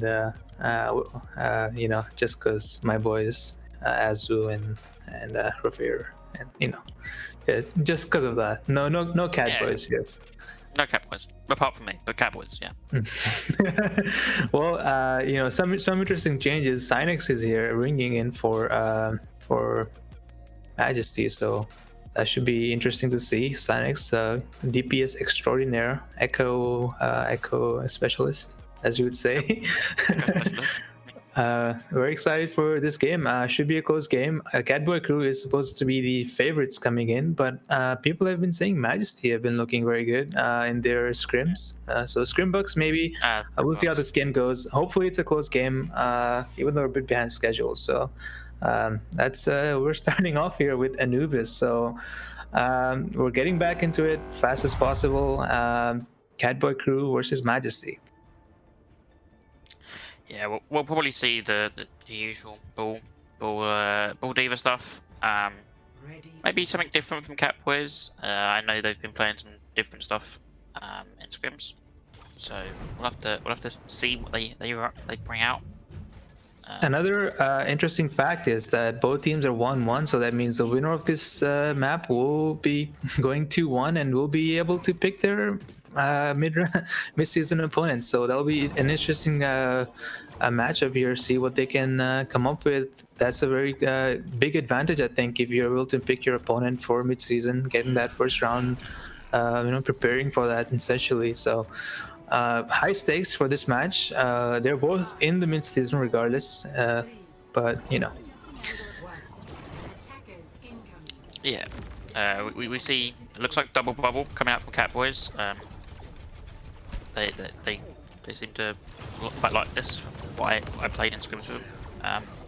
Very aggressive. They're already up to the high ground. Like basically no resistance. So just that speed boost there from Lucio, it's the perfect time, and now they're all the way up to the high ground. So a very good engage. No picks so far, but you know they have the high ground, so now they can engage. Here comes the Winston dive. He so far is not doing much, and he does get bashed and taken out. So that's not the best engage, but they do have some point presence. Might be able to make something off this. Yeah, it was interesting for Majesty just to not even contest them going up to that high ground. They just sort of let them walk in, but maybe they can come back here, you know, get some picks. Yeah, I'm not sure. Like Majesty just backing away, and they just gave them almost 2 ticks, and now Cynex does get 2 picks at the end, but it's just not enough. Like, I'm not sure why they didn't engage after that first pick on people there. So, interesting play there from Majesty, but Katboy are able to take first point. Coming up on a lot of ultimates as well, so this could be a close, a quick second point, I think. Yeah, people just, you know, he dived in, got picked early there, but he did create so much space. They used the nano onto Azu just to fully make that Zarya even more scary. They're coming up on Grav now, so they can really grab Pulse Bomb. They don't have chance. If they go fast, they can. I'm surprised people are so close to his ultimate despite dying in the first 10 seconds. So very good there from people. And there comes engage. 2 picks immediately. Very good engage there so far, but there are mines on the point, so not able to touch the point here. Here comes the beat from camera, so they can still continue on. Pangolux does go down, so a lot of firepower gone from Katboy. But I think they might still be able to make something. They still have 4 ultimates, so let's see what they can do on point. So far, still pretty even. People does use his primal and pushes away the Zen, but forces out the Transcendence instead. And now it's basically on Azu if he's gonna drop that grab after the Transcendence. Magnolia goes down, so I think they might reset here and opt to not use the grab unless they get another pick. Yeah, and there it is. I think a good decision there. I think that wasn't enough to win the fight, so it's good to save the grab there, go and reset. That burns every ult on Majesty, so now they have a pretty quick engage from Katboy, pretty much uncontested, no support ultimates from Majesty. Yeah, it was interesting to see the beat early there, you know, after they had lost Azu. You know, they thought it was winnable. I didn't think it was winnable, but that they stalled out for a bit longer. They nanoed the monkey when primal, which is a bit weird. But now they're coming in with, as you say, the grab with nothing to stop them. They get this grab for free. Solo grab on Mac tackle, it should be able to take it on pretty fast. I'm not sure if that's the best use of the grab, but they are able to get that pick. They're not engaging, so Mac tackle is gonna be back before anything else happens. Oh, as I say, that amazing pick there from Magnolia, the double pulse bomb. Bengalus pushes them off the point with the high noon, and this might be enough to get a tick at least. Cynex is able to get 1 pick off on that copied break, but I think this is pretty good here for Katboys. Yeah, they just need to get presence on point. Right now they have nobody touch point really, and Azu goes down, so they have nobody really to touch point. They need to get this fight done quickly. Yeah, Azu going down is just a big loss of DPS there, just not enough to burst any tanks down, and now I think they're gonna slowly lose this fight. I think that's a mistake there from Katboys from not engaging after that first pick on Mac tackle. I think they should have been more aggressive and maybe gotten a tick off that, but they got pushed back for some reason. I'm not really sure why. Yeah, I think they needed to put everyone on point there. You know, the Ana was playing a, you know, I think Ana was playing a main or left side or somewhere, and they just didn't have anybody to really pressure point, so Majesty could take their time, you know, get picks, just stall out for as long as possible, and they manage to come back. Katboys need to, you know, they're going to have rally in a couple of seconds, maybe rally engage, see what they can get done with that, and Sonics gets Angle X straight off. Yeah, they're not sure it's just gonna do anything because the rally engage does come through, but it's not countered by the Transcendence. And another minefield. Macta was building up these minefields so fast. He has a minefield every fight, and that's just gonna win them the fight again. 2 minutes left for Katboys. So far, not able to break this defense. Yeah, it's interesting to see them, you know, they're staying on this double bubble. I guess they think they can work. The Winds, the Roadhog and the Ball is doing a really quite nice job of as soon as the monkey engages, you just, you know, burst that bubble, hook him in, kill him. People's lived quite a long time, but yeah, Katboy's just not finding anything really of value from their engages. They definitely need to clean up the fight a lot quicker. Magnolia switches off to the Sombra now, and I don't know if he has enough time to build an EMP here. There's 1 minute 20 seconds left, so he needs to really build up this EMP very fast. This is probably gonna be the last good fight they have coming in. They do have a grab. Penguix goes down immediately. Then grab does go down. Should be able to take out Mag Tackle, but Azu goes down, and that's just again just all the DPS goes once you lose that Zarya. You know, that hard jet Zarya is one of the best tools to burst down these tanks, and once the Zarya is down, there's just not much you can do. Yeah, EMP is almost there.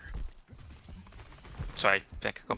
Yeah, I was just saying EMP is almost there. It's 80% to EMP, and that's just gonna be the best tool they have for engaging this. But Majesty is coming up on nearly 5 ultimates, 6, you know, not well. Yeah.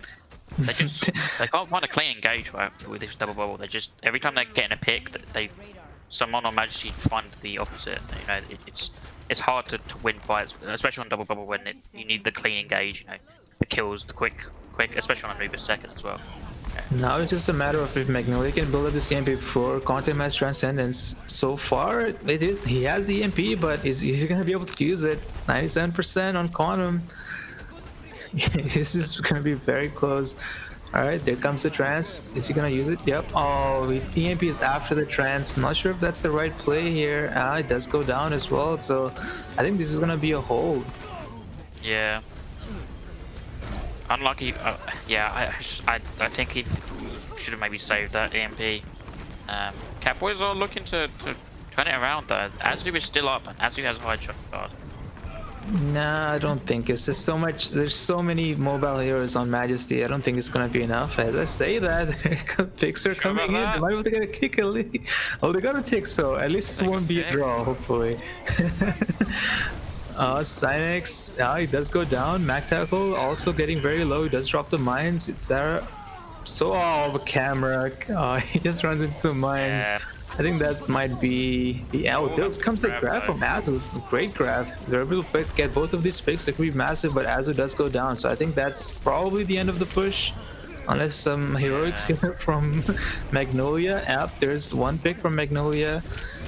This is a very back and forth fight, but just the defender's advantage is way too much. I think it is gonna be stopped here at 53%. Yeah, and that's it. I think that's pretty decent there from Katboys to get at least that one tick. You know, it gives them some permanent progress on the second point, gives them a win condition. So despite not being able to cap, I think still very winnable for Katboys, but they definitely need to show up on defense. And I'm not sure if this double bubble comp is the comp to play on defense. Yeah, I mean, the double bubble requires them to get picks, right? They need to get a really nice engage, you know, force cooldowns onto the monkey to burn his bubble and burn him out. Keep the monkey alive, farm the nano, and, you know, repeatedly engage with bubbles and stuff like that. But every time they seem to engage there, they just couldn't clean it up. They got like 2, maybe, you know, 1-2 picks, and then Majesty just turned it around, get a pick, and that kind of, you know, sets their momentum off. Azu stayed alive, you know, did as much on Zarya as he could, but it just wasn't enough at the end of the day. Yeah, and as it did get picked a lot in the second and third last fights, so I think that was very detrimental to the double bubble comp. If your Zarya goes down, you're just not able to pocket that Winston anymore, and then it just basically becomes a liability. I think maybe just switch to a diva at that point, but Yeah. we're still sticking on the same comp, still a double bubble. So let's see what they can do on defense. They are gonna opt for the Hanzo instead, so maybe trying to put some more pressure there on the diva and the ball with the Hanzo as well. But it's still gonna be a very like a glass cannon comp here, especially on that McCree. The McCree needs to play very safe.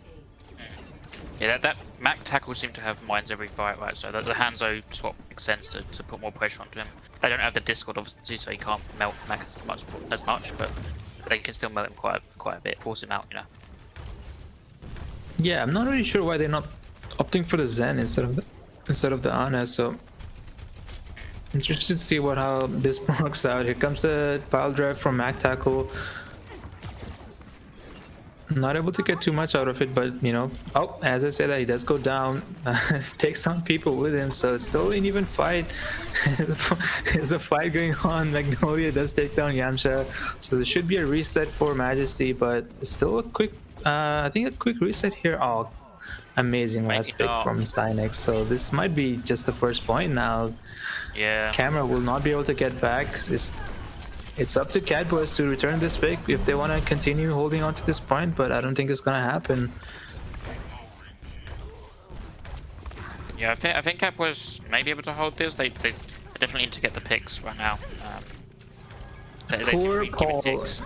Paul slept Mac tackle in the back room and no one helped him, and he just woke up and killed him. So unlucky there for Paul, but I think maybe he might still be able to turn this around. Here comes the high noon. Not able to get anything, but does force out the D Matrix from I can't say that name. Wannabe? GT Wannabe? Here comes the dragon, but it's just not gonna be enough. As I say, that 2 picks do come forward, so still kind of possible. Paul is fighting with the Zen. He does go down. It's still very winnable for Pengo if he can get another pick here, and he's able to get the pick on discount. So what a hold, honestly. It's crazy. Yeah, that was an interesting fight from both teams there. Katboy's looking like they lost that, but they just decided to give him the first pick, just play it slow, play for picks, and then just kind of roll off, go back in, get the picks that they need. Majesty sort of they kind of went in quite slowly. They could have maybe put more pressure onto point instead of just looking for picks. But, yeah, we're coming to the next fight now. Coming up on a lot of ultimates from Majesty. There's a great grab there from Azu. He's able to hold all of them in, but the Transcendence does save most of them. And Pengolex is able to find 2 picks despite the Transcendence, and I think this is going to be another hold unless some heroics from Cynex there on that ball. The mines are kind of useless, but he's able to get 1 pick. It's not going to be enough, and it's going to be another hold for Katboys. Wow, Magnolia is cleaning up. Magnolia is looking very good on the Hanzo. I think definitely the right pick here, especially countering Mac tackle. So far, he's only built up 2 mines. Normally you'd have at least 3 by now. So yeah, definitely working out. And now this is gonna be last fight. So it's very winnable for Katboys if they can hold this. Majesty only have rally, right? They have nothing else. So this is an interesting one. He drops the dragon early, just pushes them in the corner. I think if he had angled it a bit to the left, he might be able to get a couple picks there, but so far nothing. And Pengolex might go down here. He's alone on the high ground. That said, here comes the mines, and I think GT might get stuck in the mines. Look at camera, it's just stuck in the corner. They are able to take high ground, but GT does go down, so I think this is still very winnable for Katboys. Yamcha is getting very low. They're gonna need to touch point eventually. Magnolia with another great pick. I think this is gonna be a first point hold. Cynex slept on point and he does go down, and now that's gonna be pretty much everyone. Yamcha just goes down again, and last person to touch the point will be GT. It's not gonna be enough.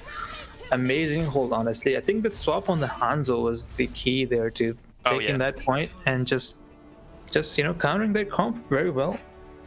Yeah, I'm surprised they weren't playing Hanzo the whole time. Yeah, I mean, like on attack, they weren't getting that much value at the Tracer. Yeah, Magneto was getting picks, but the Hanzo really helped out the backline and made it so that the ball couldn't go in and get the minefield every fight that Mac was getting. This is just Penguins just clicking heads, and that was the clutch fight there that allowed them to hold this point. I think that if that fight been a little bit differently, if Pengalex missed a couple headshots there, that would have gone the other way. So pretty clutch there from Pengalex, and Katboys are able to pick this. We have match predictions on. It was 64% for Majesty, so it's very surprising. Despite Katboys being the crowd favorites, I think Majesty. I think people are betting on Majesty to win. Maybe the Sonic's remaining. Yeah, perhaps. I think that might have been the reason behind that. But Katboy Q are able to take it despite Sinex's heroics. Sinex was able to come up clutch in a few fights there, but just not enough. Pangalex and Magnolia, I think, definitely the better DPS in this fight, and especially Magnolia on that Hanzo, just taking down MacTackle, or at least pushing him. Like MacTackle wasn't able to do much at all in that attack there.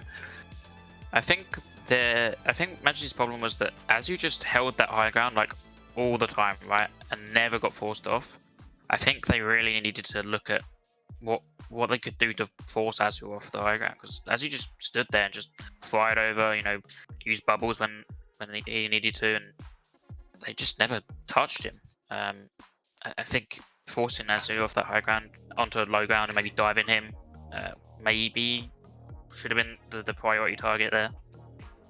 Yeah, definitely. I think that Zarya on the high ground is a very power move. It takes a lot of effort to get up there after that box breaks. So, very surprising. Azu managed to stay there the entire time, never got pushed down. I think the only time he dropped on point was that one fight with Pengalex. So I think that was the only time he was actually on point. So very good play there from both tanks. I think people played very well with Azu, getting that bubble right in time and just forcing them off the high ground. So despite Majesty taking that left high ground like at least 3 times, they just weren't able to convert off that and just not able to get any picks. So there goes first map for Katboys, and now we're on to Gibraltar. Yeah, Peepo swapped to the ball after he died first fight, and I think that really helped him as well. They just had more pressure with the ball.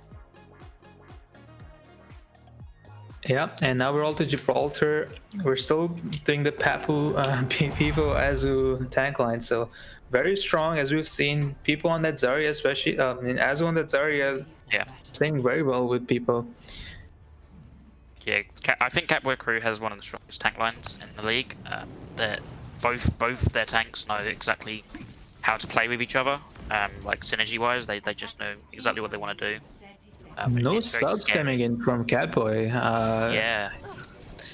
Majesty has one sub. Bing Bong is in. Bing Bong Overwatch. Let's go. Yeah. Well, now they're gonna go. I think they're probably just gonna go double bubble again. Oh, map predictions have completely flipped. Now it's 74% for Katboys. So I think chat just has a recency bias. Yeah, they just like, oh, Katboys won. Okay, we'll vote Katboys. Yeah. So. Oh, here we go. Double bubble coming in, and very early bubble. I think got no charge probably. Yeah. But they are pushing the card. They are pretty much on the same comp, except Magnolia's on the Tracer as opposed to the Hanzo. Yamcha takes down Pengalex. Great headshot there, but another great headshot. Yamcha is just. Where was this Yamcha? Yeah. Oh, there we go. Now Yamcha's like, he's like, well, if you can play Hanzo, I'm gonna play Hanzo too. Yeah. So basically, he's like, I'm gonna pick Hanzo. Maybe Magnolia will swap to Hanzo now to counter him. That'll be interesting to see. I think it's gonna be. It should be, quite an even battle here. The double bubble be quite good at getting them in to force them off high ground, but they really need to try and force off high ground. No, people just gets deleted by the Hanzo. It's just so much damage coming in. Pingmon gets the last pick there, and that's gonna be another hold. I think they just have to reset here. No point pushing in without the main tank.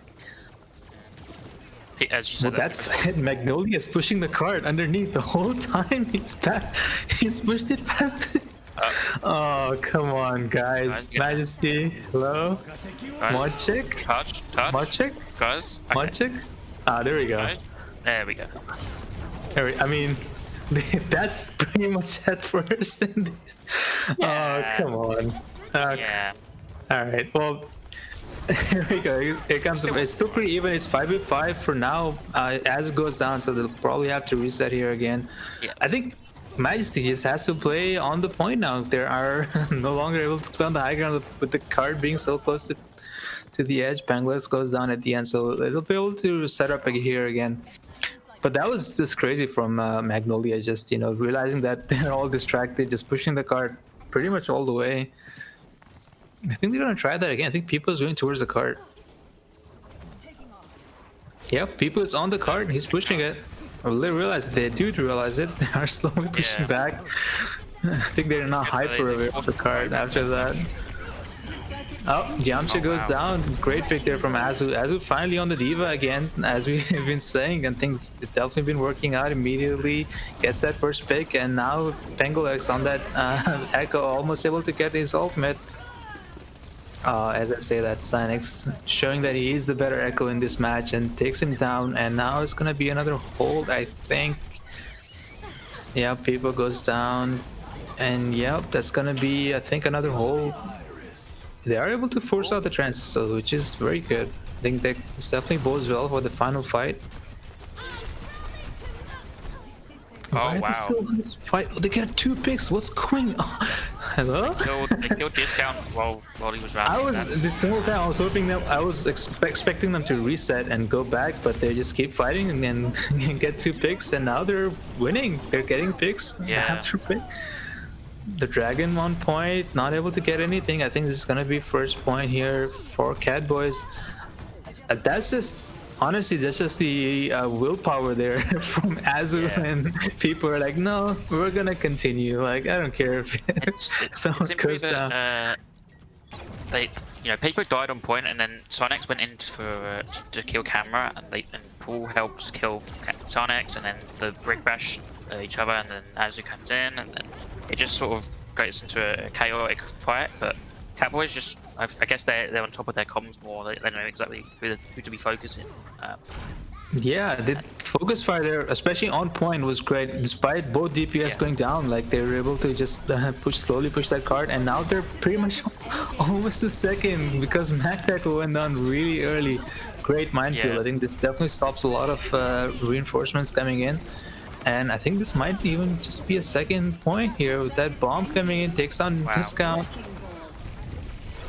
Sinix might be able to build up mines here on the Echo copy, but it might not be enough. Sinix goes off the copy, and Bing Bong's about to lose mech. Oh, he's just not able to. He's not able to save him. It was like 1 HP. Just great picks coming here from Katboys, and this is gonna be a second point, extremely fast second point. Normally teams hold here for at least 3 minutes, and that was just honestly no resistance there from Majesty at all. And it's honestly like one of the best points to hold with the comp that Majesty has, so very surprising they were able to do anything. I think MacTackle going down early just destroyed any hope they had of defense. Oh yeah, like that from. Oh, he's gonna go down. Oh, Yamcha. Oh, he's 1 HP. oh, he takes down People instead, so that worked out. Yeah. I think second was just over as soon as MacTackle died on early. It's hard to get back in. On the reverse side now that Katboys can't, they lose the fight early, lose the People early, and now they have to back up. Yeah, this is gonna be a quick reset here. They are coming up on a couple ultimates, but Majesty are still pretty healthy in their ult bank, so this should probably be a pretty even fight. Yeah, Katboys are swapped to Winston now. Bomb finds nothing, but it does force them back a bit. Pengolet's copy. Oh, Bengalex great was- engage oh, wow. there from Bengalex on that copy. He's able to pick up Sinex, and Yamcha goes down. And now I think this is gonna push them at least for under the bridge. This guy on ML7 gets the anti-nade and goes down. And now it's just gonna be a slow fight here again. I think Majesty just needs to regroup here instead of this trickle that they're trying to do. Mac tackle is on point, gets naded, gets slept. And he's gonna go down, and yeah, this is probably gonna be third unless, you know, some heroics there from the Doomfist on Sinex. Staying alive, he's getting out, and there it is. And that's probably gonna be third point. Mag tackle getting very low. Trans does come out, but just not able to get any picks here for Majesty, and it's gonna be comes a bomb, and that's probably gonna be it. I think nothing Majesty can do there unless Sinex somehow just gets 4 picks. Yamcha, hello, Yamcha gets 1. It's winnable. It's definitely winnable. I think if Katboys just need to clean it up, they should be winning here. They're slowly getting the picks. It's up to Sinex and Mag tackle if they want to get, if they want to hold this. They have to get picks fast, but. Yeah, people with the primal rage, I think just gonna push it over the edge. They are able to cap with 36 seconds left, so pretty good there from Katboy, despite getting almost first health. You know, just the resolve there to just basically street run the rest of the map. Yeah, they definitely swapped it around from first. You know, they got held quite a while, but after that they fixed whatever their problems were, and they kind of, you know, swapped their comp a bit. Went to the Diva, went to the ball for a bit, and they put more pressure on Majesty's backline. I think Sinex isn't, you know, he's doing as much as he can, but if you've not got the mercy pocket, it's hard for him to go as aggressive. And I think Mac Tackle, you know, he was doing a great job on first point attack on Anubis, but the swaps and the changes that the Katboys have made have really stopped him doing a lot. Yeah, I think Sinex is not used to being a Echo without mercy, because normally when he plays for his team, there's always a mercy with him. So maybe just not used to having not enough support. So perhaps that's why he's getting picked off. He does switch off to Hanzo, so maybe finally feeling that Echo isn't working. So very interesting to see how this turns out. As the header is saying, we're gonna have our top 8 teams pick their mid-season opponents right after this game, so do stay for that. Should be pretty fun. You get to see who Alpine pick, so that'd be pretty fun. Yeah. So now again, now it's surprising, like now they're both playing Hanzo McCree, so very interesting. Just comp swaps from both teams, trying to counter each other. So far Majesty just pushing the card already under the bridge, so doing the same thing Katboy were doing, but Katboy kind of are aware of it. They're not really contesting. They are able to finally stop the push, but that's pretty much like 75% of the way there. But this is where usually the card stops, so it's basically whoever gets the first pick now. Yeah, it's gonna be tough for people to dive him, right? There's so much CC and stuns and everything to burst him down. He just needs to basically drop down and jump out. Azu is getting pretty farmed up from that player. No picks so far. Hanzo's Sinex is doing a lot more damage than Magnolia so far, but Mac Tackle is the first to go down, so this is gonna be a great first hold from Katboys. Despite getting pushed almost the entire way, they are gonna be able to hold this. So good target focus there from Katboys. I think they realized the push was happening, so they just all jumped on Mac Tackle and took him down, and that just stopped their push. Yeah, I mean, Mac Tackle has like no support, right? He has no one diving with him unless Bimbong helps him. Whereas like Peepo is just, he's playing it really well where he's dropping down, he's taking that bubble, and then as soon as he bursts, he jumps straight out. He's not being over aggressive, not diving anything. He's just getting Azu farmed up on power and then just do what he can to. Great boop there from Mac Tackle, and Yamcha gets the pick on camera there. So I think great first pick here, and now the nano coming in on Peepo, and he's able to get 2 picks with that nano. And despite that great boop, I think they're just gonna hold here again. Yeah. I think that that aggression kind of worked out for Katboys, despite getting that first pick there. Just counter push and just bing bong. There we go. That's the classic diva stall, and not as long as it usually is, so not bad. Yeah, but I mean, if Paul had sleep up, he could have slapped him. That would have been a longer stall, but it's fine, whatever. Yeah.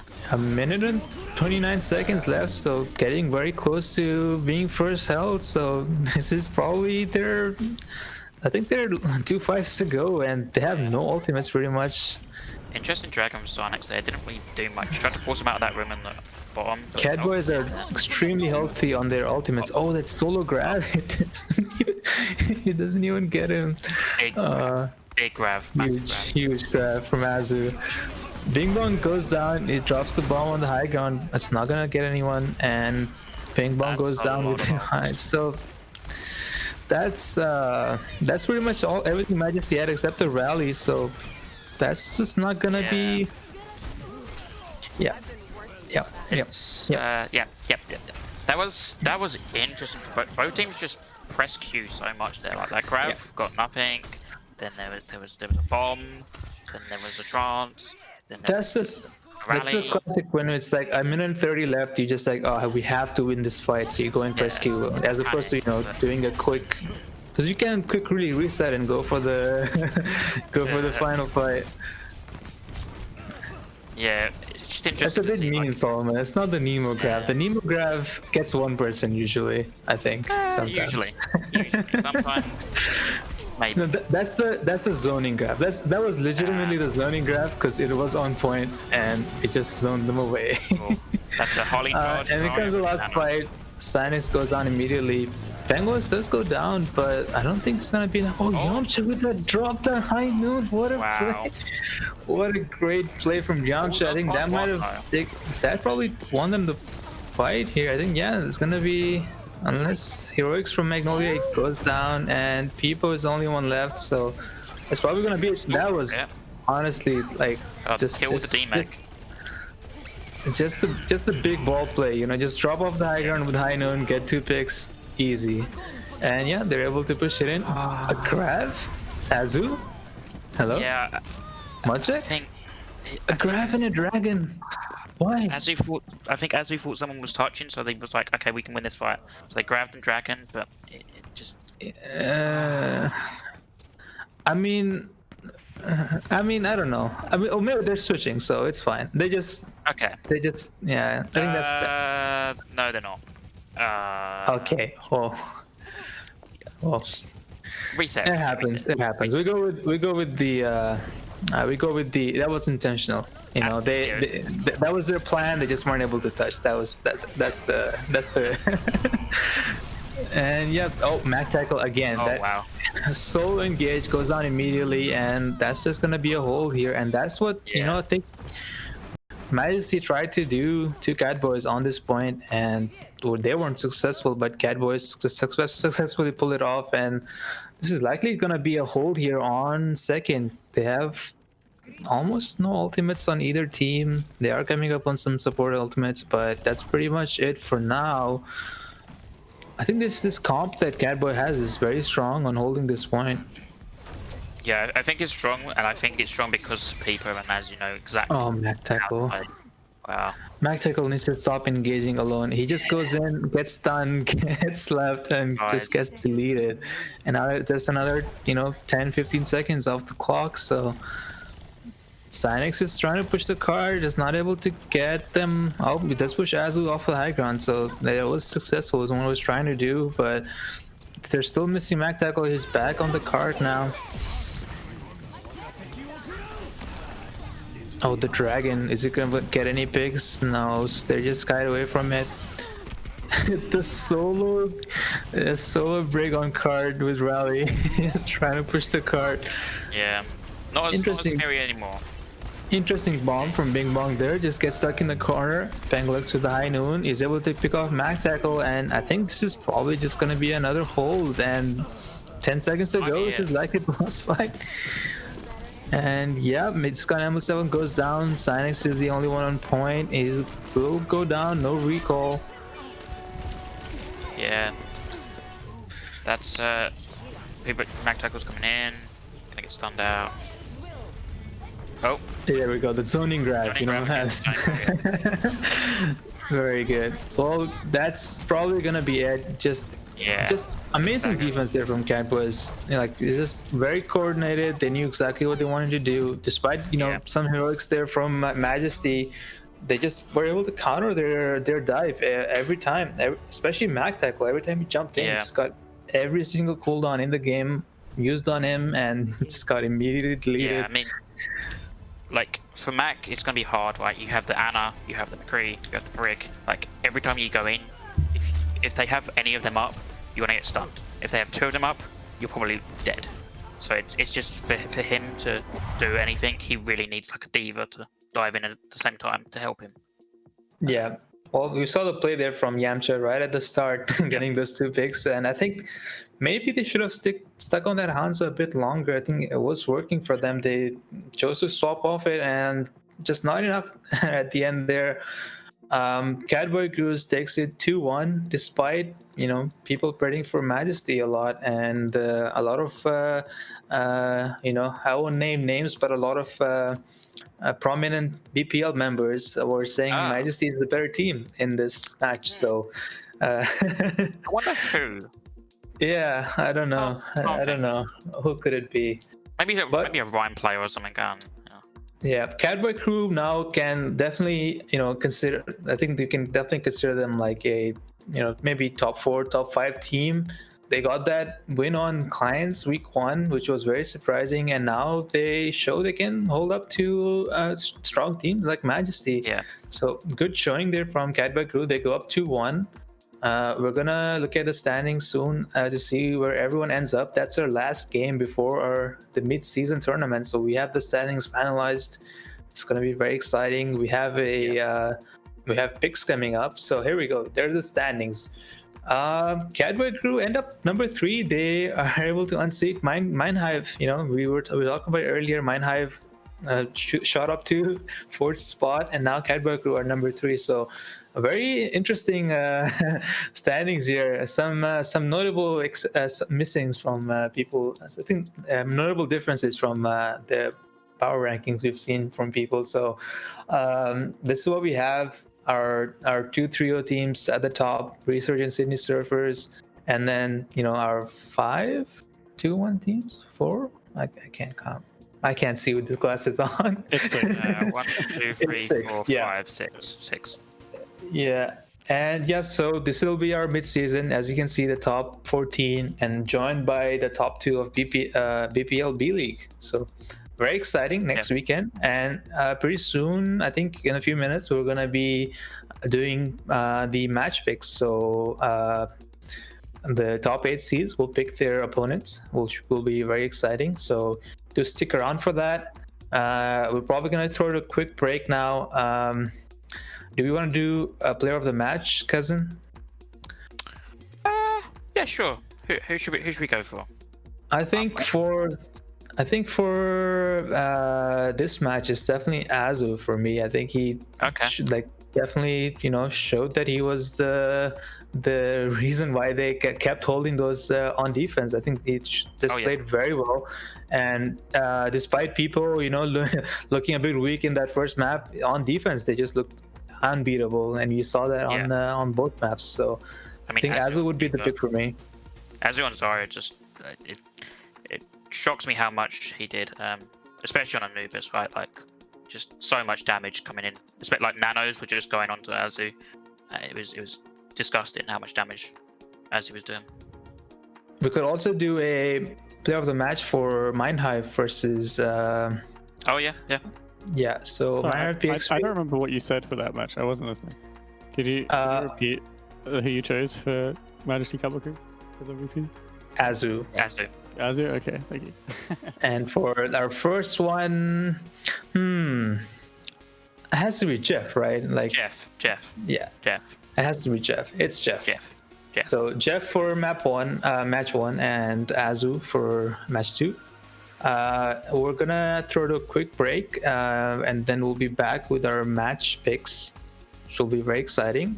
Thank you for joining us for this cast. This was my first cast officially, I think, for BPL. So hope you guys had fun. Hope I didn't mess it up too much. And as joined by the lovely cousin, as always, with the cat ears, the Katboy himself, cousin.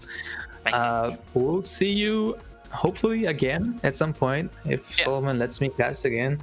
But thank you for sticking with us, and we'll be back with the mid-season match picks. Don't go anywhere.